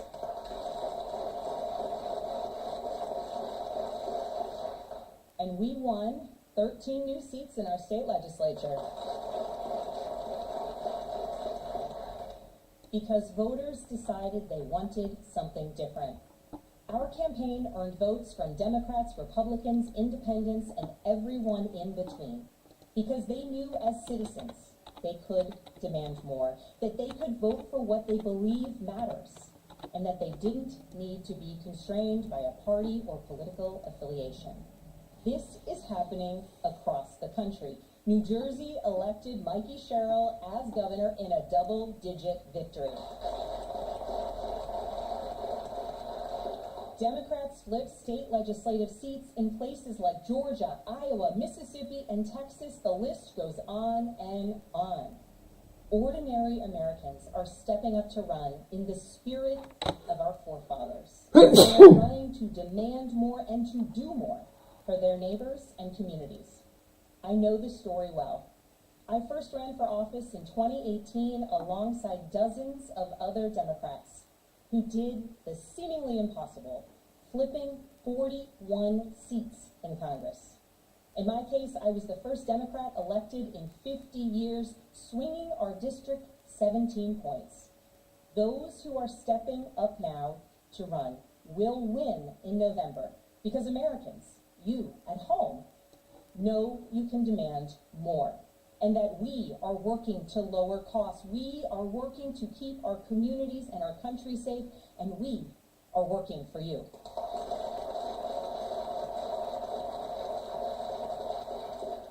In his farewell address, George Washington warned us about the possibility of, quote, cunning, ambitious, and unprincipled men rising to power. But he also encouraged us, all Americans, to unite in a common cause, to move this nation forward. That is our charge once more, and that is what we are seeing across the country. It is deeply American and patriotic to do so, and it is how we ensure that the state of our union remains strong, not just this year, but for the next 250 years as well, because we, the people, have the power to make change, the power to stand up for what is right, the power to demand more of our nation.